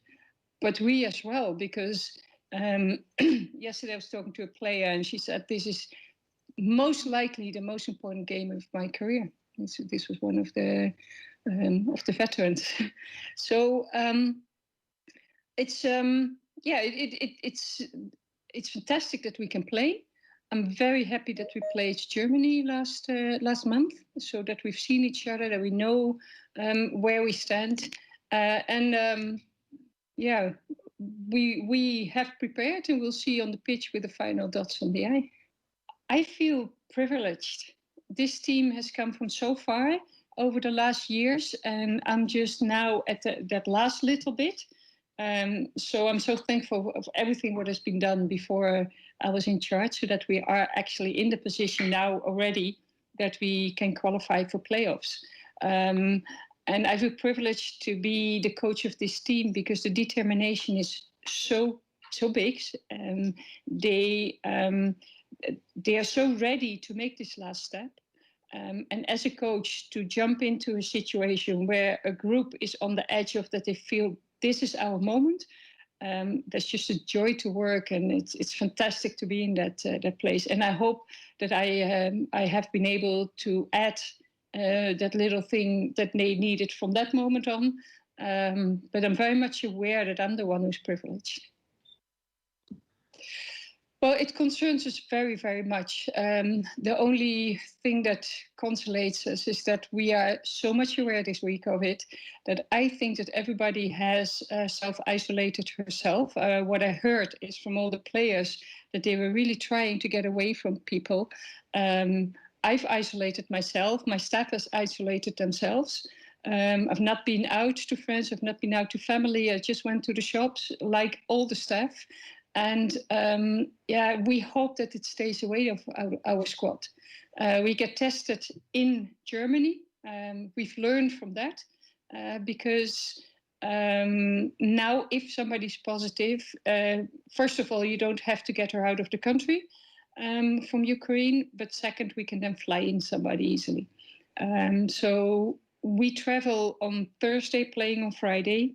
So we delayed our travel with a day, so that we can test it in Germany and that we have all negatives on the flight. That's Vera Pauw talking about the game against Ukraine. Kickoff is 5 o'clock on Friday. That's Irish time, and it is live on the telly. The situation with regards to qualification, victory or draw will secure a playoff as Group I is runners-up, and there's still a game left to go. Germany are coming to play us on the 1st of December. Obviously, we've never qualified for a major tournament before, so automatic qualification is still not out of the question. Need to beat the Ukraine. So 9 group winners got through. Germany are going to win our group, obviously. The 3 best runners-up will also qualify directly for the tournament. The tournament's in England, so obviously it would be the closest we're ever going to get to having a home tournament. 2-legged playoffs are going to be played among the remaining 6 group runners-up in April 2021. So I think it's unlikely that we're going to be one of the best 3. Maybe Germany play a B team against us already qualified, and we beat Ukraine and beat Germany and are in with a chance of doing that. But I think people are pretty hopeful about this team being able to get a head of steam up, Owen, and win this game at the weekend on Friday and use that as the launch pad for victory in playoffs. Definitely, and I think the defeat against Germany, as much as it was a defeat, will have given them a lot of confidence. You comparatively have to look at your results. There's no way that Vera Pauw isn't doing that this week, looking at how Ukraine got on against Germany, how Ireland got on against Germany. In fact, it's something that she would have done before the Germany game, and I know we had Ruth Fahy on with us before that game saying that the 3-0 defeat would have been a good scoreline to get away with, and that's exactly what ended up happening. And it did seem Ireland just had a plan. It wasn't a sort of philosophy where it was like back to the walls, folks, and let's just hope that Germany don't hammer us. It wasn't actually predicated in hope. They actually expected to go out and keep the score down, and that may seem a little bit defeatist, but that's the sort of thing you need to go through now, because in a couple of years, hopefully, Ireland will then be able to approach those games with an attitude of how do we get something from this game points-wise. And I guess the more players you have, like Katie McCabe coming through, the better. And I know she was in brilliant form for Arsenal yesterday. Her goal has gone viral, as tends to happen with that Arsenal team quite a bit at the moment. It was an unbelievable free kick she scored yesterday and stuff. And the more of that sort of quality that Ireland can produce over the next little while, the better. And that can only happen with results like I guess Ireland expect to get against Ukraine on Friday. Yeah, now here's the thing, Ukraine not out of this at all. Ireland beat them 3-2 in October 2019 in Tala. That was one of those big nights in Tala where they got the full crowd out. People couldn't get tickets for it. And then, unfortunately, Ukraine can still obviously overtake us by winning their final games as well. So there's a lot riding on it. And as I said, that one kicks off at 5 o'clock on Friday evening. A couple of comments from earlier on. Shane Finnegan, I hope the GAA season continues. I really enjoyed yesterday's games. I think a lot of people got this kind of weird sense of, I've really missed this. Go on. Can I just come? Sorry, we haven't paid enough attention to Aston Villa today, first of all, and we haven't paid enough attention to Kildare. Are you going to be like red zoning it with like 4 different GAA Go subscriptions next Saturday? Is my question to you for this Division 2 finale. Did you? I don't know if you. So I didn't watch the game. I was watching it on the Twitter feed of a couple of different local media outlets, and Kildare were 10 points up with just the water break to go. After the water break, I was like, this is a handy enough victory. Cavan got it back to a goal in stoppage time, and I was like, oh, Jesus Christ. This is the most stereotypical match I've ever watched, where slowly what looks like an inferior team on paper manages to peg you back. And then I expected the last score to be Cavan goal, full-time whistle, draw. And it wasn't. It actually wasn't. It was Kildare managed to score the last point, round off a comfortable 4-point victory as it looks on paper. But they were literally 10 points up with not that long left to go, cruising, when all of a sudden something happened to them. So Jimmy Hyland looks fit. He's had fairly significant hip injuries, but post-hype sleeper, I believe. So you don't want them to get promoted. You don't want them to get relegated. A draw next weekend would be the perfect long grass for Kildare to be in for the inevitable defeat to Dublin at some point in the championship. Division 2 is mad. Dara Kieran as well, another player for Kildare yesterday who looked really, really good. And whisper it, but Kildare might have forwards. It's like, and I use that plural, they've had singular great forwards in the past, and their shooting has often let them down in the big day. But I don't know. I think there's reason to be hopeful if you're a Kildare fan for the first time in a few years. Yeah, well, look, Niall Kelly's out with an Achilles that he did in the county semi-finals. That's devastating for him because he was getting back to the form and fitness that had him as our best player and earmarked to be our best player. And he's still really young. He's still only 27. So, look, we'll do a proper Division 2 preview because there's plenty of excitement. I do wonder if there's going to be a proper divisional structure next year in the league. I wonder if all this is ultimately just a little bit pointless, but maybe we can speculate wildly about that when we get some more information about what level the country is at as the day goes on. Right, so one last one. Cork would concern me in football and hurling, especially when it's knockout. Adrian Walsh came back to Damien Manning on YouTube and said, Kerry will beat Cork by 8 to 12 points. Cork are nothing special. Stick your 5 goals in Division 3 up your jumper and go on. I actually, there was a it was a period where I sat back when you and Donaghy were chatting, and I was like, oh, this must be what it would be like to be listening to Radio Kerry right now with two lads yerring away about how Cork are sensational and they're absolutely brilliant. And sure, look, I don't know if Kerry, no experimentation done in the league at all. And then you look at their forward line, you're like, who are these guys? Turns out they've got like a massive bank of All-Stars and All-Ireland winners to come back in to bolster their forward line. So, yerra away, time for the pressure rankings. For me, it was a self-imposed pressure. Was I under pressure? No. Yeah, they're under pressure. Everyone's under pressure. OTB AM's pressure rankings with Gillette. And the big pressure. Where do we start, Owen? We're starting at number 5, and there is massive pressure this morning on the beauty industry as a whole. Anything that makes you look better, anything that is cosmetic, the pressure is on you this morning because Mark Moran, the new Mayo footballer, he needs to get a shampoo endorsement immediately because there is no one who has got finer locks in the entirety of the GAA, potentially ever. I'm going to put him into the greatest company of all by saying that nobody has come close to this. He is, of course, the under-20 guy who was playing centre forward for Mayo yesterday in their great win. He played brilliantly, but most importantly, he looks like Aragorn from Lord of the Rings. So, I don't know, like this strange moment at the end of the game, and he is being interviewed for man of the match, and you're kind of like, how is your hair that perfect? That's like the first thing that comes to mind. Like, I'm not sure, do you ever watch a movie and like a knight in shining armour comes riding in on a horse and is coming from a bloody battle and is after beheading like 400 orcs and then takes off their helmet and like waves their hair in the sunlight, and you're like, how is your hair that perfect? How on earth is that supposed to be real? How can we as an audience actually appreciate that? How does this happen to a mere mortal like you were supposed to be on our screen? That was Mark Moran yesterday. Like, you're in tune. This is the GAA version of the Black Gate of Mordor. You are not supposed to look like you do right now after playing 70 minutes of any sport. You cannot do that to the rest of us. But what I will say is you put an awful lot of pressure on the entire beauty industry to sign a multi-million euro endorsement deal right now, this morning. Sign him up. Okay, that's one part of it. The other part of this is that he is one of the winners of the original lockdown. He is, up until yesterday, he was far more famous in certain circles for his TikToks than he was for his football. Now his football is slowly catching up on his TikToks. His TikToks, there's only 3 of them left. I will say I wasn't on the Mark Moran hype train before yesterday, TikTok-wise. I've only seen the 3 that are up online currently, and they're brilliant. I love them. I think they're fantastic. I'm not a fan of TikTok myself, I'm not going to lie. I find actually a lot of the humour on it is just not that funny, but his 3 that are online still, watch them if you haven't. They're brilliant. And he got the big Pat Spillane seal of approval on League Sunday last night, because not only did Pat Spillane compliment him on his TikToks, he said that Mark Moran is one cool guy.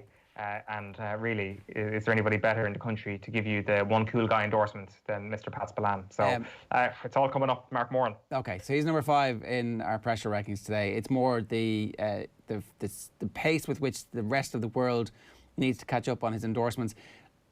Like, look, I don't know, maybe Mayo can keep a lid on this for 5 or 6 weeks. I'm just not sure. What's next? Next, number 4, pressure on Serie A. Serie A need to get their act together and shut Zlatan Ibrahimovic up right now. That needs to be done. It's important for all of us that 2020 doesn't get any worse, thereby Zlatan Ibrahimovic, as a result of Zlatan Ibrahimovic getting any better and scoring any more goals. He scored 2 goals to win the Milan derby on Saturday, and afterwards he said, if I had the fitness level of a 20 to 30-year-old, I would be unstoppable. But then again, they can't even stop me now. And he is right. I mean, Alexander Kodorov, who looks like he's in his mid-50s at the moment, hacked him down for the first one, and he scored a penalty he missed the penalty. What am I talking about? His penalty was saved, and he knocked in the rebound. Then for his second goal, he was unmarked at the back post and knocked it in.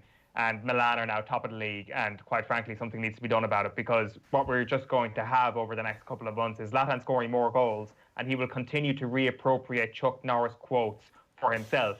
You know, Chuck Norris can divide by 0. If I'm Zlatan Ibrahimovic, I'm like, funny joke, I'm going to copy that, post it into my Twitter status bar, and replace Chuck Norris's name with my name, and millions of kids will think I'm absolutely hilarious. We need to free ourselves from the Zlatanification of our entire society, because it is a poison. The worst thing that happened this year was him getting COVID so he could put up that stupid tweet or Instagram post or something about COVID getting Zlatan, not Zlatan getting COVID. Italian football needs to get its act together and stop this right now. He's 39. Stop him. There's no way Milan should be contending for the Scudetto. There's no way he should be scoring goals. There's no way he should be winning a Milan derby. Sort your life out, Italy. It was his night in Tala against Rovers that set this whole season alight for him. That was the bit where he remembered he was still the ghost, as Jack Byrne was referring to him, or is referring to him in a promo that we have going at the moment. He is a year younger than Ronaldinho. Okay, that's kind of impressive. But I mean, if Zlatan actually walked the walk, in relation to the big man talk he gives, then he probably would also have partied as hard as Ronaldinho. Like Ronaldinho would drink Zlatan under the table. Is a mere fact of life. I mean, does Zlatan actually enjoy himself like Ronaldinho? Clearly not. If he's only a year younger than them and is still going at a pretty high level, he looks after himself, and I guess there's part of it that you just kind of have to admire the way he's come back from serious injuries in the past as well. But if there's one man to overblow just how incredible he is, it's Ibrahimovic. Okay, number 3 on our pressure rankings this week. Ireland, rugby, this is. So, there's definitely been a sense leading up to all these renewed sporting events over the last little while that we actually just wouldn't care that much about them because the agenda has been dominated by far more serious matters, that there isn't actually that much build-up. There isn't, or maybe we just keep our eyes off the build-up before the big sports events, or whether it's the National League, whether it's the Premier League coming back, whether it's the League of Ireland's return. And you don't care about these, I've found, this is my experience, until the game actually starts. And once a ball is kicked, you're like, oh my God, I care about this so much at the moment. And I definitely felt it for Ireland against Slovakia, for example, 2 weeks ago. That is going to happen this weekend again for the rugby supporters in Ireland. And the pressure is on Ireland because of that, but also because of how we left the Six Nations campaign. Kind of had forgotten about how things had gone. We'd beaten Scotland. We put in a really good performance against Wales. But what I hadn't forgotten was that England was our last game. That terrible, terrible performance against England when we got hammered 24-12 in Twickenham. Very lucky to have the 12. To be honest, it was an injury time try and conversion from Ireland on that occasion where we got smashed yet again. And this was the tone going to Paris in the Six Nations. Maybe the pandemic came at a good time. Maybe it was good that we didn't get to go to Paris after that Italy game and see what would have happened there. It's a fixture that still has to be fulfilled. These next 2 weeks, there was pressure on Irish rugby. There's no getting away from that. Okay. Number 2? Number 2 is Tottenham. Maybe they're already off the pressure rankings. Maybe these guys were number 2 in the pressure rankings after 75 minutes yesterday, and maybe they've already succumbed to the pressure that comes with these rankings.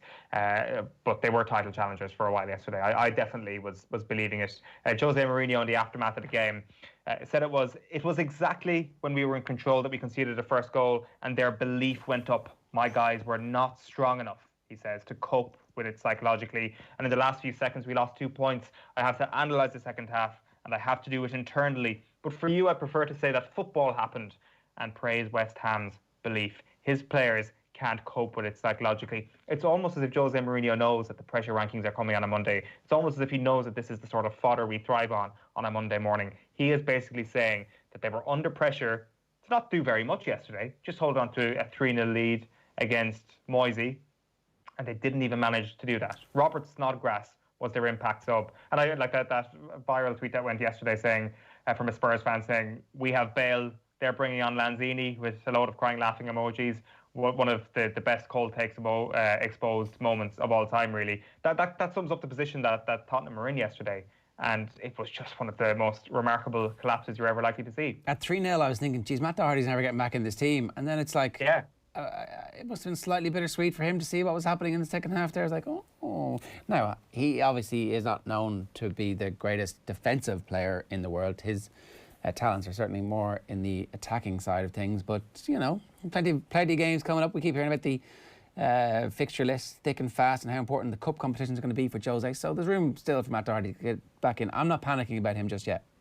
No, I'm with you on that because I think Aurier was on screen quite a bit yesterday during the first, second and third West Ham goals, like a couple of dead balls that came from the left-hand side.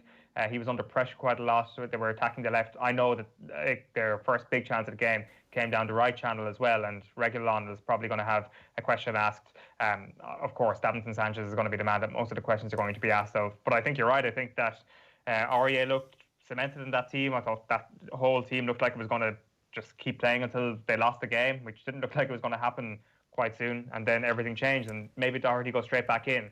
But they do have the Europa League to contend with. Maybe Doherty becomes his Thursday night guy and Aurier becomes his Sunday guy. Time will tell. So number one is Liverpool. We're going to talk about that in just a minute. But part of this, I think, should be the refereeing that happened over the course of the weekend. I don't know if you were going to talk about that or not, but just to bring you a report here. Everton were furious after Brighton's Kaylee Green escaped being sent off despite being booked twice. Referee Lucy Oliver, wife of Premier League ref Michael, showed Green a second yellow card in the 80th minute but failed to display a red. Everton boss Willie Kirk said, "Shouldn't happen. The player knew she was not wanting to go near the referee." Bang of Charlie Redmond not getting sent off all those years ago. And not a great weekend in the Oliver household for quality refereeing decisions. No. Oh, my God. I didn't realise that until right now. I was going to mention the refereeing there in our pressure rankings.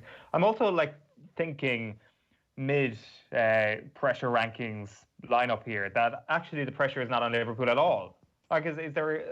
It's like my immediate reflex this morning was that Liverpool are under the most pressure because they have lost their best defender. But they have the Premier League title. Can they come second this year and, gallantly challenge, say if Manchester City now have gone on an amazing run, if they go and challenge for the Premier League title without Virgil van Dijk and if Alisson's injury goes on for a bit longer, and would that be an acceptable season for Liverpool? I actually think it might be, and I know I'm sorry to rip up the script here a little bit.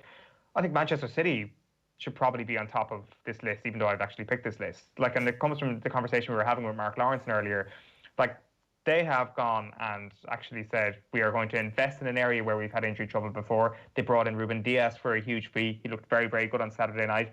They look like they're going to have Laporte back soon, and they're going to have a defensive triumvirate, the goalkeeper and their first choice centre-backs for what could be a long, long time, something that Liverpool won't be able to count on. Is the ball firmly back in Manchester City's court at this point, where it's you have to go out and win the Premier League this season. You have to go and get back to the level you were at 2 seasons ago. Otherwise, this is a disaster from Pep Guardiola. I know we spoke a lot about him a couple of weeks ago after the Leicester defeat. I think they've been better since then, but they can't afford another defeat like that because the context now is that your main rival have a shoestring defence. And the reason why they have that, obviously, is because everybody's been fit for quite some time and nobody had a prayer of getting into the team. So I can actually forgive Liverpool for not going out and investing. For Manchester City, they don't have a hell of a lot of excuses whatsoever. So I think they might be under the most pressure of Premier League teams right now. Man City are 11-8 on to win the league, and they have 7 points from their first 4 games this year. So they are not the unbeatable, unstoppable force of nature that we've seen just recently. They were relatively fortunate to get through that game. That Arsenal side actually might be a bit better and less flaky than previous Arsenal sides. Liverpool are bigger than 2-1, and then after that, the third favourites at the moment are Spurs at 12-1. I do think this is going to be a weird season. I do think that City have plenty of defeats in them. I do think that some teams like Villa and Leeds are going to go on 4 or 5 game winning streaks where they look brilliant for those 4 or 5 games, and then they'll disappear for 4 or 5 games, and then they'll come back. That's, I think, what this season is going to be, where players like Ross Barkley, who isn't getting booed every time he touches the ball, suddenly finds his shooting boots and pings one in from 25 yards, where you're like, don't shoot, don't shoot, don't shoot. Jesus, he just shot. Whoa! That's there's going to be a lot of those players this year. You're looking at Villa's goal conceded as well. They've only conceded 2 goals this season, which is remarkable considering that the second best is Arsenal with 6, and then a lot of teams, the very, very top teams, are on 8, 9, 10. Liverpool obviously have conceded 13. And while that's true what you say, it's Emi Martinez potentially turning into the signing of the season, which is what can help Aston Villa to an unbelievable finish in this year's Premier League. You're trying to look, it's way too early to be making this, but you're trying to look at similarities between this Aston Villa team and the Leicester team that won the league because of the fact that they almost got relegated the previous season. And I'm not sure if they have that level of a Jamie Vardy goal scorer or this unearthed gem in a Riyad Mahrez. But the question is, can a Jack Grealish get to the level that a Riyad Mahrez was at that season? it's not unthinkable. No. It's definitely not unthinkable. And I guess the other missing link then is who is your N'Golo Kante from that team. That is probably the big difference, and why Aston Villa won't finish in the Champions League places. But on the early evidence is, like, stranger things have definitely happened, and they could come close to a top 6 finish if this continues. But who knows? Like, the scriptures could get ripped up next week again, and it is about these teams who can brush off, getting hammered 5-2 by Leicester. Can a team brush that off? I think like a Pep Guardiola team might be able to do that, because they've had weird defeats in recent seasons where they've been so good, where they should be dominating teams, and they end up losing the game. So they've got that experience in the bank to then come out the next week and beat a team 7-0. And maybe that's the sort of week in, week out mentality you need in this season's Premier League. Yeah. I don't know, but I think City probably right to be favourites, but a lot of pressure on them. Ezri Konsa and Douglas Luiz are going to be the ones that are the superstars at the end of the season. Everybody goes, oh, why did we not know about those? And they're young, and I think they're the ones that everybody's going to be pretty happy about. Don't be under pressure. Good morning, start with Gillette, giving you the confidence to tackle the day ahead. The Pressure Rankings brought to you by Gillette. OTB AM's Pressure Rankings with Gillette. All right, it's nearly 10 o'clock this morning. A reminder that Off the Bench comes to you with sports writer Kate O'Halloran at noon today on OTB Sports Radio. OTB Gold today is Michael Owen talking life after football with Joe Malloy. It's the history of sport from 3 o'clock. Our Culture Hall of Fame, we're talking about The Wire at 4. At 6, some OTB Gold. Brian O'Driscoll meeting Isan Asewa just weeks after Isan Asewa had retired, and his last act was kicking the winner for Leinster in a Heineken Cup final in Bilbao. And then tonight, Off the Ball with Joe from 7, GA, Monday Night Rugby and the Football Show, trying to make sense of all the stuff that happened over the course of the weekend. And they'll obviously have reaction and analysis of what level we're at with regards to sport and elite sport. You can get the OTB AM podcast if you missed any of this today on the OTB Sports app. You'll hear from Mark Lawrenson, Alan Quinlan, Kieran Donaghy and Vera Pauw. Great show today. We'll have an even better one for you tomorrow, I promise. 7:30. See you then. OTB AM. With Gillette, we don't just play the game, we change it. Gillette, made of what matters.